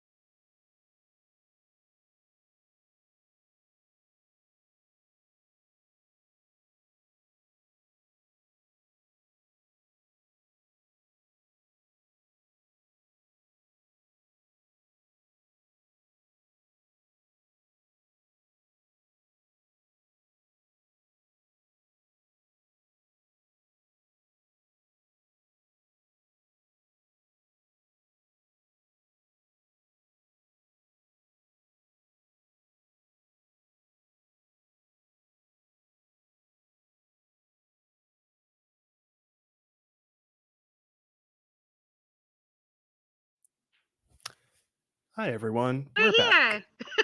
We're here. We're live. We made it. We made it. So, as I mentioned when we stopped, I actually can't believe I remember because that feels like a lifetime ago and all of a sudden. You walk in, it's a library. It is circular. There is a middle structure as well that is like bookcases that just keep going up to like 3 or 4 stories, and it has a stairwell that rotates around it that you can climb to the top. Camille specifically, you notice when you look up, it's not a lot of smoke. It's just more of you can tell there's heat emanating from the top. And when you do, the two of you look around, you do see people in like scholarly garb, just reading books, picking up stuff here and there, writing notes down.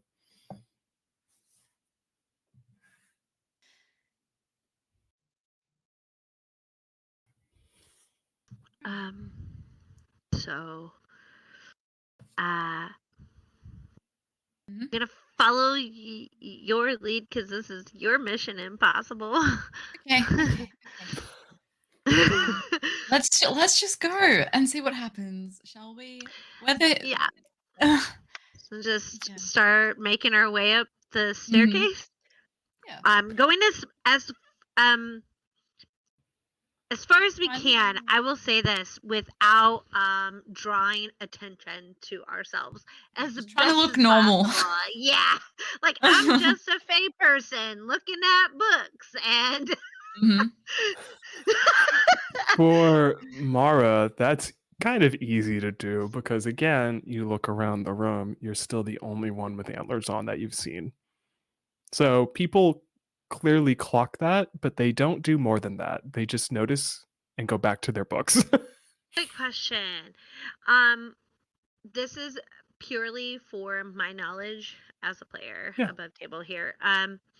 Do people revere Fey people in any other way other than like, oh, it's just rare to see them, or is there something else to all it?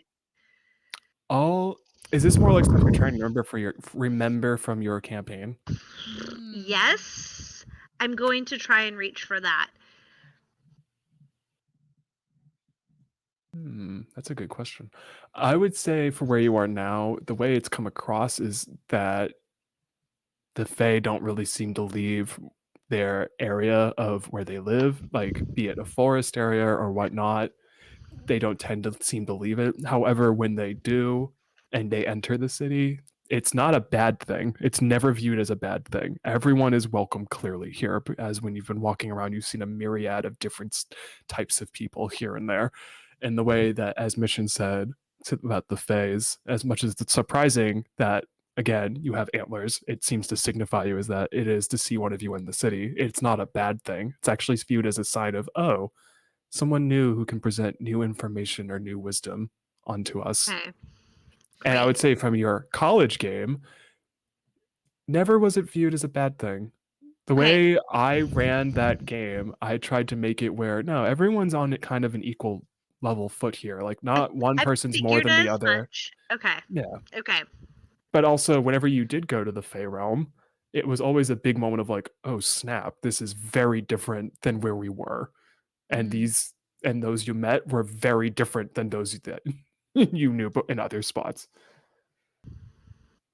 Which is why when you get to the top of the stairwell, you see a giant pyre that is ablaze in orange fiery goldness. Which one brings a lot of questions of like, why the frack is this in a library? Yeah, With doesn't seem flammable very items. good. Yeah, there's no other things around it, and you even notice there's like a good 10 to 20 feet before you hit the top that's separating it from the books below. So Mm. who knows? Maybe there's some magical stuff added to this. However, Mara, when you get to the top, that's when you have a moment of being like, oh, and you see someone at the top, and they also have golden antlers on the top of their head. They're wearing like scholarly robes, and they turn around, and for once, your GM's going to be nice. They do not look like anyone from your real life. Oh, thank Uh, God. I was like, please don't make this personal. I thought about it, but I'm like, nah, more fun this way. Thank you, They friend. turn around like, and they kind of have like a full on study thing going on. Like they have books here and there that they're researching, and they look around like, yes, how can I? And they stop, and they just, as you both walk up, they just stare at you very specifically, Mara. Like, hi. Did not know, huh? Yes, hi. May I help the two of you at all? Camille just like, nope. So we're at the top, yes. Okay. Yep. And this is the first time you're seeing someone who also has Like, golden antlers, that's which for Camille, like doesn't mean shit, but oh yeah, but for Camille's sake, just to illustrate it for fun things, they have Yeah. golden antlers, they have jet black hair, and Mhm. it's not as long as Mara's, but it goes to their shoulders. Okay. mine's very, They very have, long. when they look at you, they have golden pupils. Their eyes glisten gold. Their lips are painted gold. Mm. They, the best way to just describe it is they look both, they don't look old. They feel like they've lived a long time, but they don't look old. They just have that look of like, I know a lot more than I'm conveying, I guess is the best way to put it. But Yeah. also, they have that librarian vibe of like, yeah, I'm the person who probably has a lot of knowledge. The thing that I want to point out is something that Mara has pointed out to me that I was not sure has been mentioned or was, and no one picked up on it. Their fingers are a little bit more elongated. Like, not long, but they're longer than normal fingers should be. And then you even notice their arms are maybe a slight bit longer than they used to be or should be. Mm. But they don't look out of place because of that. It's just more of an interesting, No. like, oh, it's just an interesting thing you've Little noticed. feature. It's a And feature. yeah, a little feature, yeah. And you can tell, Camille, very specifically, they're not looking at you. They are 100% looking at Mara and just eyeing those antlers. I didn't, and they look at you, Mara, specifically like, oh, I didn't know another of our kind was in the city. Newly arrived, I take it? New indeed. And she's like, Mara? Camille, because I think Mm. this is fun. What's their name? And for you specifically, because I want to do this because I know you'll have fun with it, give me your favorite literary name you can come up with. Okay. There's a reason I'm also Rosario. suave as heck. Lovely. As Good. they look at Let's Mara, who go. extends their hand, who says their name. It's like, my name is Rosario. I'm the head librarian. For Camille specifically, when you look at their face, you spent a lot of time at the library in college. Mm. That was just like your home away from home. Mhm. They look exactly 100% and sound 100% like that librarian who was in charge of that college library. Mm. Just they have horns on their head. Their fingers are a little longer than normal, but that face and that hair and literally down to their shoulders is 100% them. Mhm. The smile becomes very like fixed. And he just looks at both of you now that he's like, oh, sorry, I don't mean to stare at your antlers, Mara, just more of, we're not, clearly, as you've probably seen, we're not very Right. plentiful here. Right. Is there anything in particular I may help the two of you out with? I'm just doing a bit of, he points to his books, just some world research, just light reading.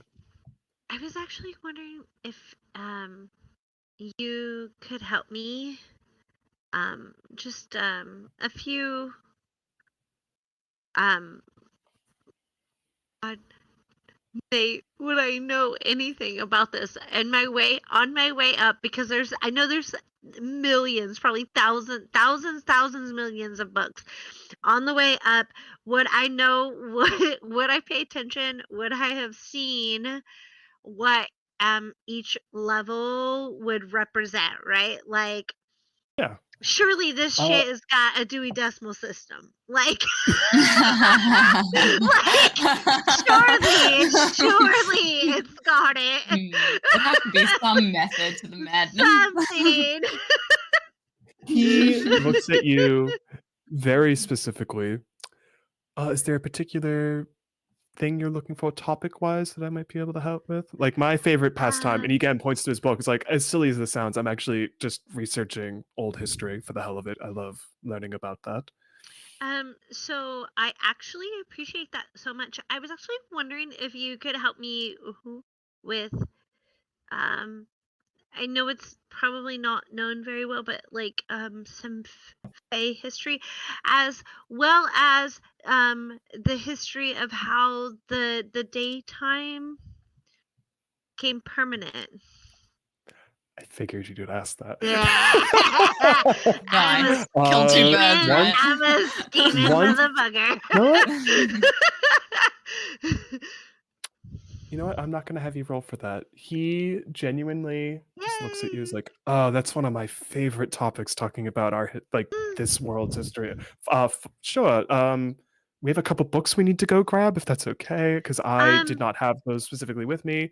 But if you don't that's mind fine. following me, Is it okay that I follow you? Yeah, then yeah, okay, great.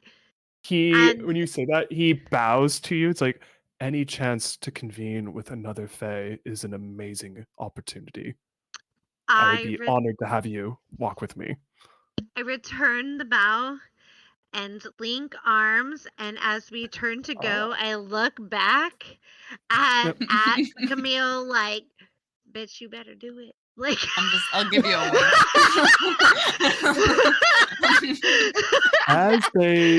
As Rosario, that is amazing. I love that so much. Suave as can be, links arms with Mara, and they go to find world history books. No one else is at the top. It's all you, Camille. Okay. I just whisper, okay, what do I do? And that's when you don't see her. You kind of just feel her, and she just whispers in your ear, and it's like the most unpleasant whisper possible. It's the one that just makes every hair on the back of your neck stick up, because she's disgusted by what you're looking at. Mhm. Just put your hand on the outside of the pyre, and I will do the rest. Okay. Because I want to be fun about this. Once again, roll your d12. I'm using it as an instrument of chaos. Good. I rolled an 8. Okay. That's good, because this time I didn't tell you, because if I'd said if it was a 6 or below, I was going to cause a complication. Ooh, Because that okay. seems like fun. You do you put one hand or two? Both. You put both on it. It's huge. It's like this massive circular pyre, and you watch as the fire doesn't go out. It stays lit. What breaks your concentration, even though you hold it, you watch as almost like a swipe of a gradient happens as it goes slowly from orange to a deep, dark blue. And it's like this type of blue that is just shocking, because it then illuminates everything else in the space in this slight bluish hue. Mhm. And then it takes forever. It's not quick. It takes very long. And you're kind of just standing there like, why is this taking forever? And Mhm. the entire time this is happening, you can kind of, like Yang feels emotion, you can just feel Proserpina's emotion of just how much hatred she had for the fact that that flame was not in her name. Uh-huh. And it's like, eventually it's completely blue. It's this, and you were able to move your hands off, and you kind of just look at what you helped make happen, and it's Mhm. like this beautiful dark blue that is immediately not happy to look at. That type of color, Mhm. this is like an upsetting color. Like, it's not bright and cheery. This is as mournful as you can get. Melancholic, And yeah. then you can just hear her in the back of your mind ease up, saying, that's better. Mm, Thank you. that's okay. Consider this, I owe you a favor. Okay. Sure. I'll keep that in mind. And you can. This is where something weird happens, where you hear her say that, and you feel a very prominent heat, kind of like Mm. not in front of you, more like in the back of your mind, or you can entirely just hear a completely different voice just give a very distinctive huff out loud of like just and then just fades away. And she can just, you can hear her gleefully smile as she then fades away from the back of your mind. It's at that point, Mara comes back up with Rosario, who then looks at you, Camille, and is probably in the, no, he first is in the middle of a conversation with Mara, just being like, probably talking about like your distinctive hair color, your horns. Just be like, do you have any trouble getting in doorways like I do here? Like it's Ugh, it's sometimes the just so worst. It's complicated. the worst. I know, like there's this one spot and then he stops mid sentence and looks at the flame. And just like, huh, well that's different. And just kind of takes a second where he had probably a stack of books and then Mhm. impolitely just is like, I'm so sorry. Can you hold on to this for a second? And he just shoves him into your arms and then just He's walks like, around the pyre full 360. It's like, I've never seen it do that before. Huh. um, I like, And he I'm looks at like you, shuffling Camille. behind. Yeah, I'm shuffling Yeah. behind though. Like, And he looks at you, Camille, notices the skeleton in your chest for that insignia, Mhm. and doesn't question it. Just goes back to Mara holding the books, grabs them. Yes, you were asking about world history. I'm sorry. That was um, yeah. so many questions, but later on. Yes, you had world history questions. um, and I like go to give the stack of books back to them. Like, Yes, yeah, and he's so like politely like, oh, I'm sorry, I got distracted. Sorry, that's didn't mean to shove okay. it. No, Sorry. it's fine. It's And for fine. Camille, again, he sounds exactly like that Mm. librarian. You remember, like down to the apologetic Oh nature of god, him. it's so fucking weird. Okay. Yeah. Anything in particular world history again? You were saying like he Oh, starts I pointing up was at the sky, just like like, like the history of like, what led up to, and she pushes out and she's like, the daylight, like, he takes the stack of books, puts them down on a desk nearby or a table of sorts, and then gets like what can I don't know the best words for this, but like finds something to like basically prop the book onto to then kind of have it open. Like he grabs one of the books he was walking with that you helped him get, and he just opens up to a page that's just a full page like a full page spread of like an illustration. And you can tell looking at it more and more, it's probably like a children's style book of talking about it. It's like, well, this is one of actually my favorite stories to tell the little ones when they're curious love about it. some world history. Yeah, but the adults love it too because it's good to remember our history. Never forget the past. You're bound to repeat it if you do. Mm. The history of this world, it's not the most pleasant. It's Oh, over a century ago. There was a great cataclysm that happened. And he points to the sky. Clearly, it's evident as to what it was, because it's hard not to see it, especially when you're trying to get a good night's rest. 100 years ago, the way I remember it, this so-called group called Warriors of Light, and he says it with no disgust. He says it more in a scholarly, fascinated way. Mm. Fought back against what I believe was a great evil. They just did the right thing. They protected and um, saved people, but clearly something did not work in their favor, as this is the world we're in. And the cause of that was not such a quick thing.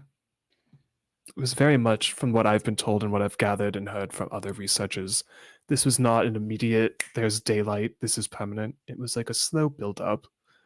And I guess the way we've all kind of assumed of what this is that the the scales of what can be considered light and dark have been tipped too far on one side. Mm. Where if you have too much light, there is nothing to hold that back. Which is why they turn a page and they show you like a map that looks like of the world you're on, and you're kind of taken aback by it, both of you, because you see this and you don't see like a full picture. Like you have a 2-page spread, and there's like only like maybe a tenth or like 2/10 of it filled in with what you know as the surrounding areas. And that's when he says something that just immediately just makes you like pay attention abruptly. It's like, yeah, but that's also when the great cataclysm happened and why we only really at this point have 1/10 of our world left remaining, as 9/10 of it was consumed by light. Oh. And consumed? He Like, turns a page, and when you say that, it's like an illustration showing off like maybe someone did a sketch or something. It's like a giant wall, almost like a wave of light, and it's frozen in place with all these normal structures around it. It's like, yes, it was like, imagine like like a tidal wave of sorts, just rushing, and then somehow it just stopped rushing. I don't really know the circumstances of that. It was kind of around the same time these warriors of light possibly saved or caused this. Who knows? I was not around then. I'm still trying to figure out if the stories you hear are actually fact or fiction, much like anything in good research is. You try to piece together what is real and what is not real, which is a weird sentence to hear obviously, him say yeah, out loud. no, yeah, obviously the best. So, for clarification, above table, do him and I look around the same age, or does he appear? Well, I know it's difficult to decipher that with Fae folk, but He looks he looks a little bit older, not prominently older, just a little bit older. So if you need like an age number, think like 15 years older or so. okay. Um. So, for clarification, because you're obviously so knowledgeable, when you say 9/10 were consumed, like gone or consumed, like Oh, thank you. Thank you for that, because words are ever very important.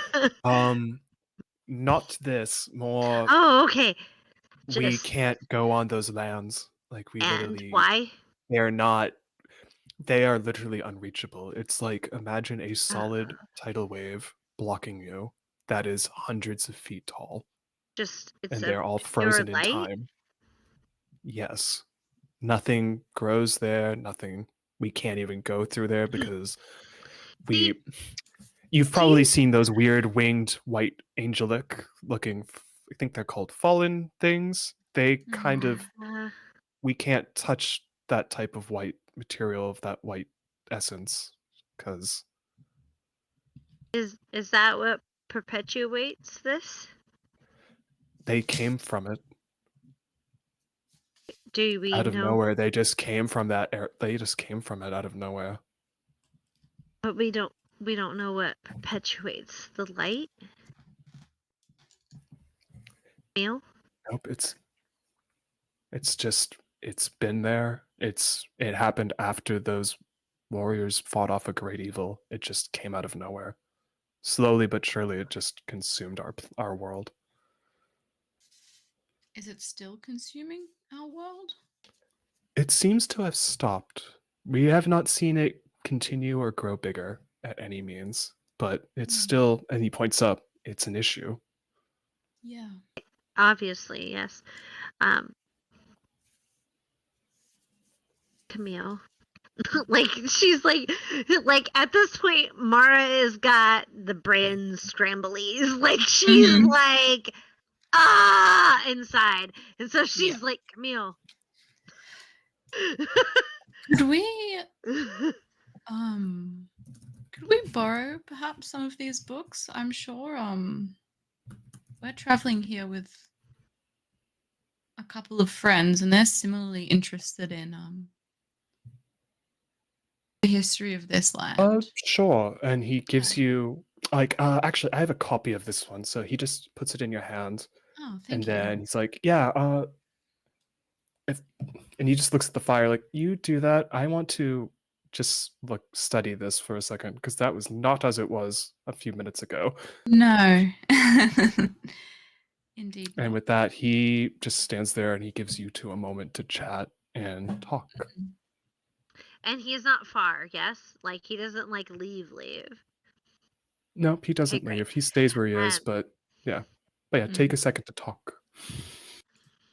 Also, because I Mara, have to do one quick thing, but I'm hearing every word. okay.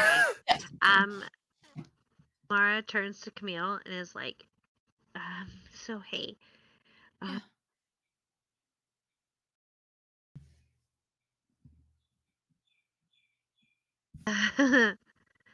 things aren't like what we thought they would be, right? No. Well, Defeated them, no. right? Yeah.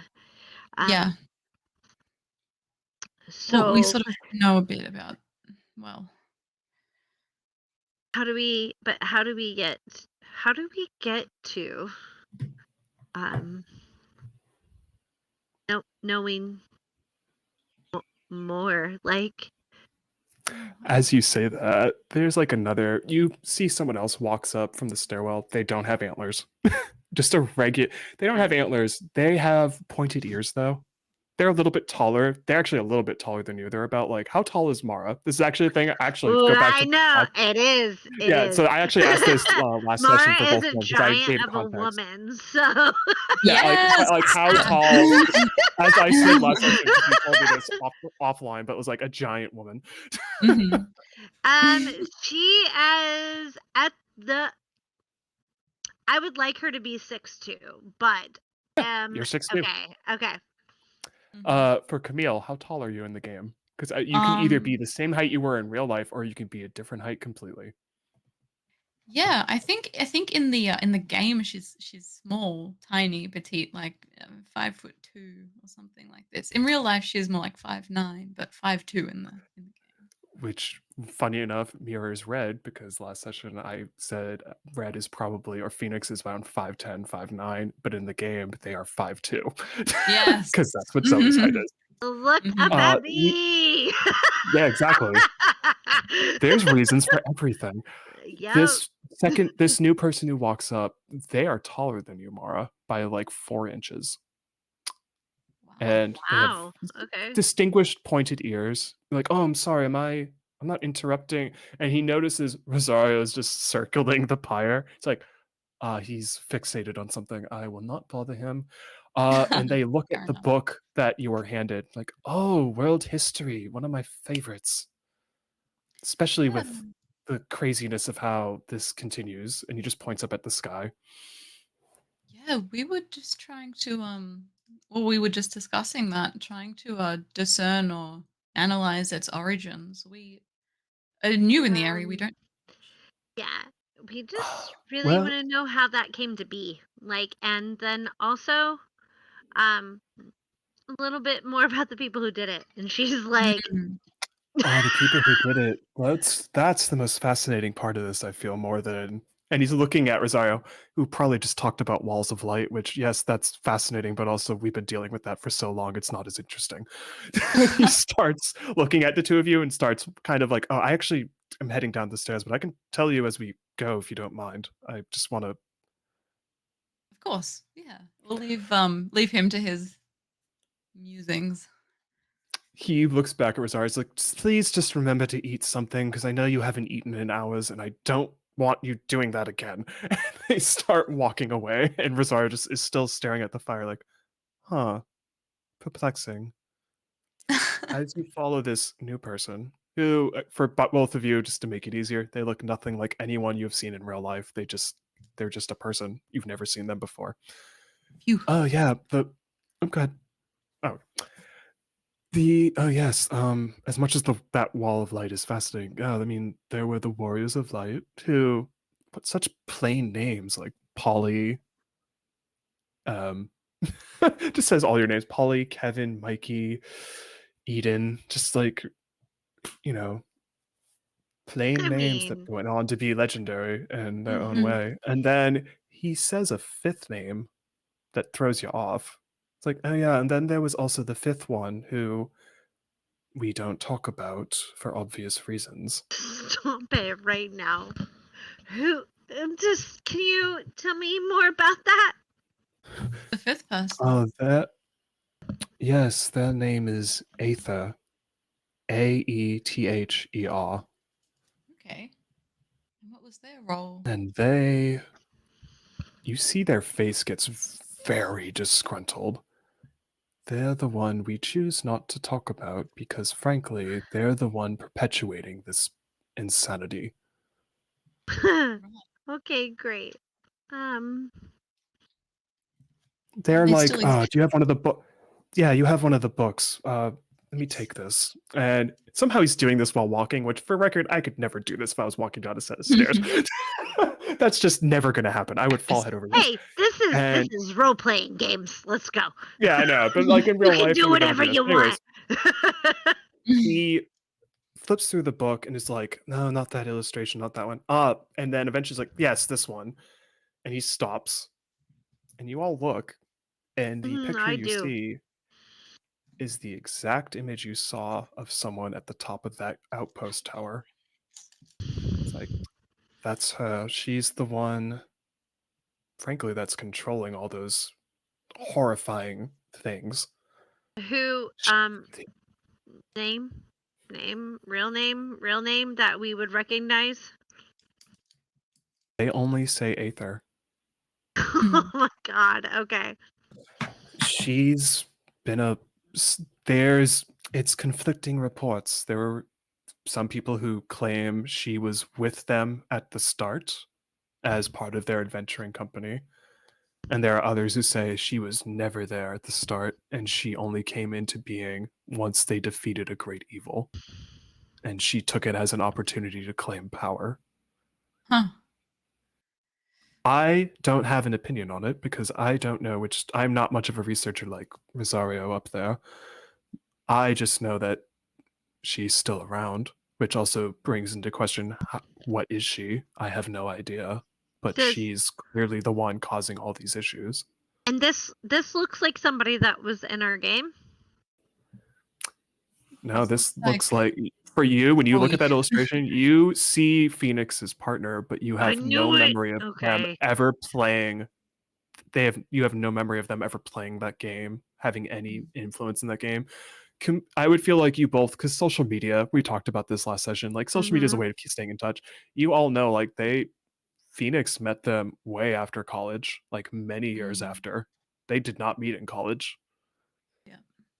Like, yeah, Aether is just, every now and then people don't think she exists because it's just too much of a good story in a way of just like, who believes in such things being real. But at the same time, when you clear as day, and he looks at both of you very clear as day, like when you fight those things out there's got to be someone you pin that on.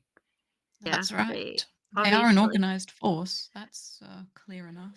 I mean, and they are terrifying beyond all belief. But yeah, people claim she was with them at the start, and then others don't. Can you tell me, just because I just don't know, and she like says that and like twirls her hair in her hand, like just laying into it, and is like, because I just don't know that. Can you tell me more about Aether, in which is known in the way that things are known? We know that she did XYZ, but what do we know about Aether? That's the thing, isn't it? We don't have enough. Like, again, it's one of those things where if she was with them at the start, we have no records of it saying that, though some people like to say that. At the same time, the only records we really have is she kind of just was there at the end and then slowly but surely took control of the situation. Is she the cause of this daylight? That's a great question. Ooh, okay. Is she commanding these things? Yes, it very much points to that being yes. But is she responsible for this daylight? That brings into question, should warriors of light be heralded as good, or are they bad? Yeah. Seems As that in balance all has been out of things, yes, control. duality. Yes. Mhm. Um, Mara gives the eyes to like Camille, like, hey, go. Like it's time to go back. It's Yeah. time to go to bed. Like we've Yeah. got things to discuss. We've got plans to make. We've got people to talk to. As you Yeah, do that, this person clearly notes that you notices this. It's like, it yeah, is at take the 1 in the book. morning. Oh, Yeah, it's basically thank like you. it's. I I'm gonna like say it's take around the one, book, put it in the and he pockets of my notices cloak. your. Like Yeah, and he probably takes a moment to notice what time it is. Like, oh, do you know where you're going for? I know you all. Again, I uh, know who you are. You helped save up our this. Thank you so much. But do you know where you're going for sleep or rest? We have a room number. I have, and Um, then like Yes. Mara Uh, whips out the stopwatch, like yeah, and he the actually, when you do fucking that, pocket he's like, watch, and is like, "Oh, actually, if you may I, just for please. a second, I want to do one thing." Um, he looks at Camille, grab her hand, Okay. and he looks at you. He's like, if you're okay with it, I'm gonna make sure you get there like that. It's gonna be very quick though. The minute I tap on that screen, Not this again. Okay, that's fine. he's you can literally move the map like it's a fucking iPhone screen, and he just pinpoints where on this little map there's like this open, like very small area, and it's like, all right, 3, 2, 1. Clicks on it, and it's not instantaneous. It's Oh, like 1, 2, 3, and that's when it gets to 4. You start. It's not like Ava's teleport at all. It's like a slow, like you see reality, almost like 2001 again, collapsing on mhm. itself, and then you're immediately in front of this open doorway, and when you look out, you just see rooms upon rooms, like follow the stairs up. There's just room accommodations here and there. Wow. And for once, this teleport does not make you feel ill. Oh, It oh, was slow. nice. So Camille, you All feel my fine. speed. Yeah. When you do get there, you don't see Red, Ava, or Yang. You do see a front desk person, and to go off Ava's description, because I asked them to give it, it's Hmm. like a dwarven woman of maybe 4 feet tall. They have rings aplenty. They look great. Yeah. And they just look at you like, do you have your key? Do you know where you're staying tonight? 251, I think. Yep, just go up the stairwell. You're probably right next to the group that just came in a few minutes ago. Just go up the Ah, stairs, take a right. You'll be right there. thank you. um, thank, thank you. Yeah, no problem. Get a good night's rest. You too. And then just go back to reading a book. Uh, when you get to the door, you take the key out, you open it. You have that weird moment where you know you've seen this room before, and it dawns on you. It's Phoenix's apartment from college where you played your game.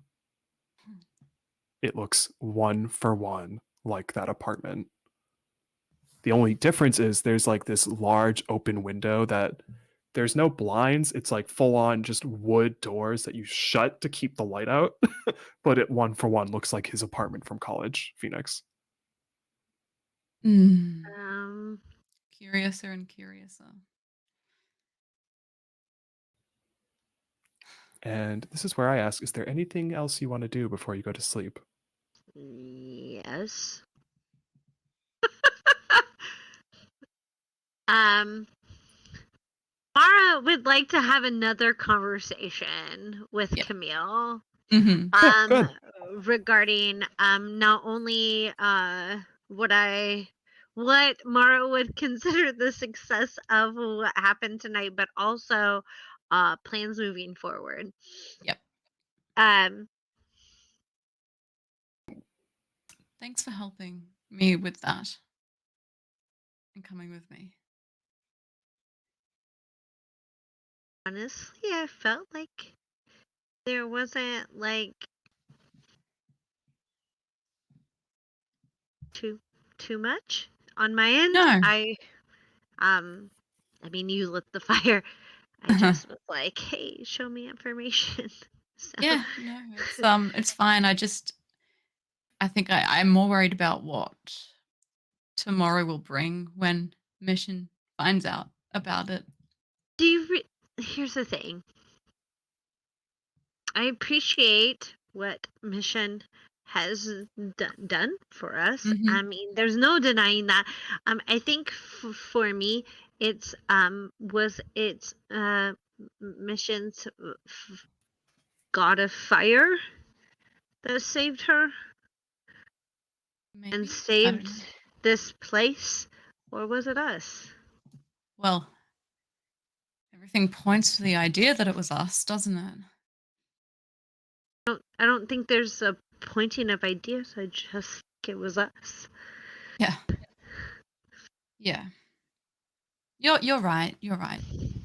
If also I was just doing what I needed to do. Um, yeah, you're right. Um,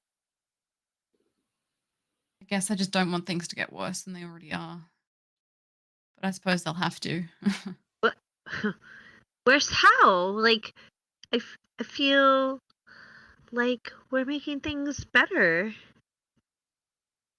Yeah, I just don't want to if this is the last city that exists in this world and I've just started a war between two gods.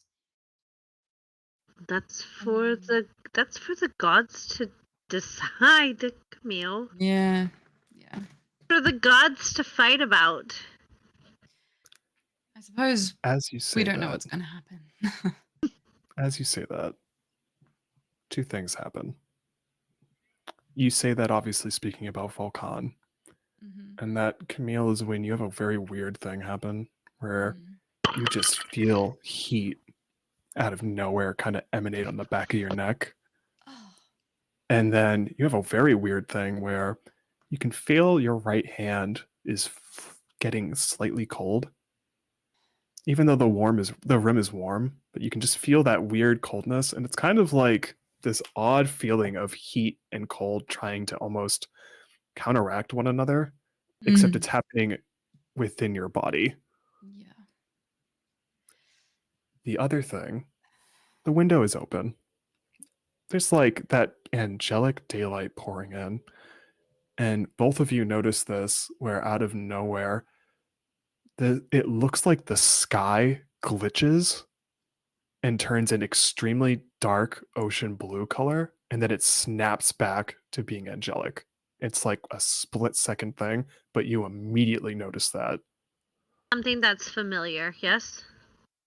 Something that is very unnatural. For here, but Like it familiar should not. to It's us. like a computer glitch. It's like a computer screen glitching, Oh. except the sky is glitched and it's gone to this bluish tone, and now it's back to angelic white. Huh. All that? You- Yeah. Maybe Aether's control over the eternal daylight isn't as complete as she'd like to make it out to be.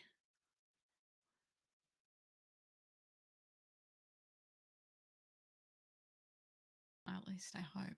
I don't want to believe it. I don't want to believe it. I don't want to believe it. But here's the thing. I don't want to believe it. I'm just telling you that like 1,000 times because I don't want to believe it. I'm worried that Aether is didn't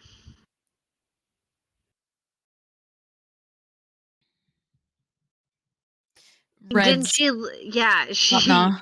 Yeah. looked just like her, man. It's just like how could you Yeah, it's the even same deny it? See, person. thank you. Just Okay. like Okay. just like the guy at the hospital was The the guy at the guy from my hospital, what? office. Yeah, Oh you yeah. didn't see. Yeah.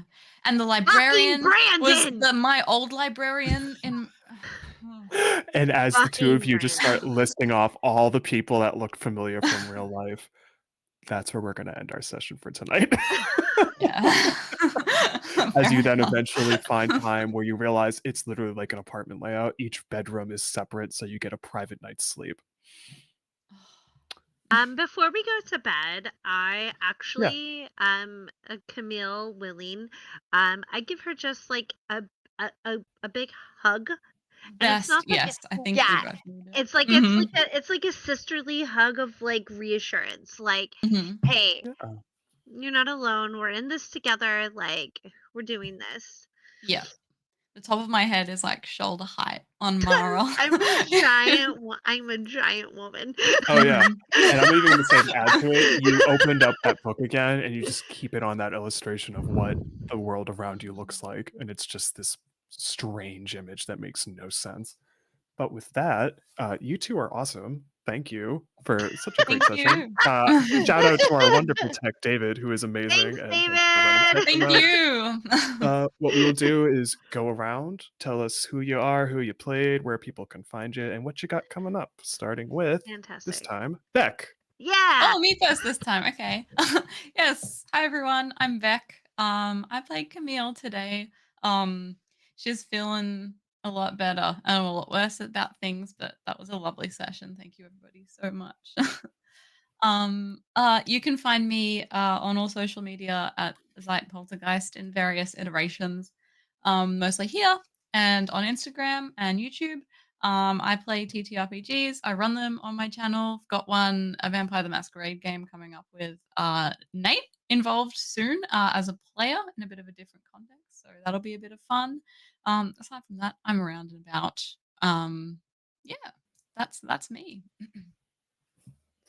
Thank you. And next up, Holly. Hey, it's me. I am OMG Holly D everywhere. Like I said before, I played Mara tonight. It was a genuine pleasure to get to. I'm not gonna lie, I'm a little sad I rolled high tonight. Yeah, I wanted the complications. I was ready. I was The ready to go. dice have its own mind. I know. I was ready to go. However, I have achieved the pocket watch. I Yes, you feel have. I like out of all the things. um and then where you can find me this week over on Lost Caravan, we are doing a charity week where we are bringing characters from previous games into other universes that they may or may not have been a part of to begin with. And for that, on Sunday I am running Call of Cthulhu. I also know coming up Friday I'm doing Wild Seas. Saturday I'm doing mm, the next episode of Die. I say that gently. No pressure. But the next and potentially last episode of Die.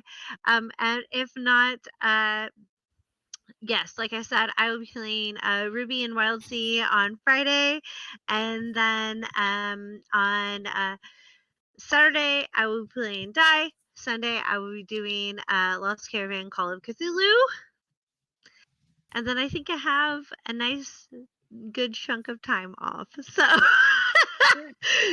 yes, Very but well that's it for deserved. me. Yeah, that's it for me. So Very well earned.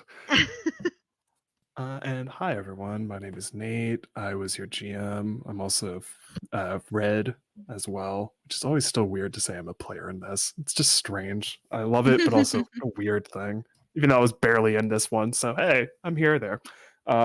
You can find me over on Instagram at Indie Nate. I'm also, think of, yeah, I'm Indie Nate on Blue Sky as well. I don't really use it that much, but I'm on there. Outside of that, as Beck mentioned, I'm in a great Vampire the Masquerade game that will be up and about eventually. For now, though, Not it's just eventually. yeah, eventually. It's a lot of fun though. I love it because VTM, my favorite. And that's kind of it for me at the moment. I do have something that maybe will be on Lost Caravan next month, and maybe some fun charity stuff with High Shelf coming up as well. But I'm gonna wait to talk about that till there's more info. But till then, thank you all for watching. Thank you, Beck and Holly, for playing. Thank you, David, for running tech. And with that, we're going to go raid Dork Tales because they're awesome and you should go watch what they're doing as well. yeah. With that, have a great night, everyone. Good night. See you Saturday. See you Saturday. That's what I've been saying.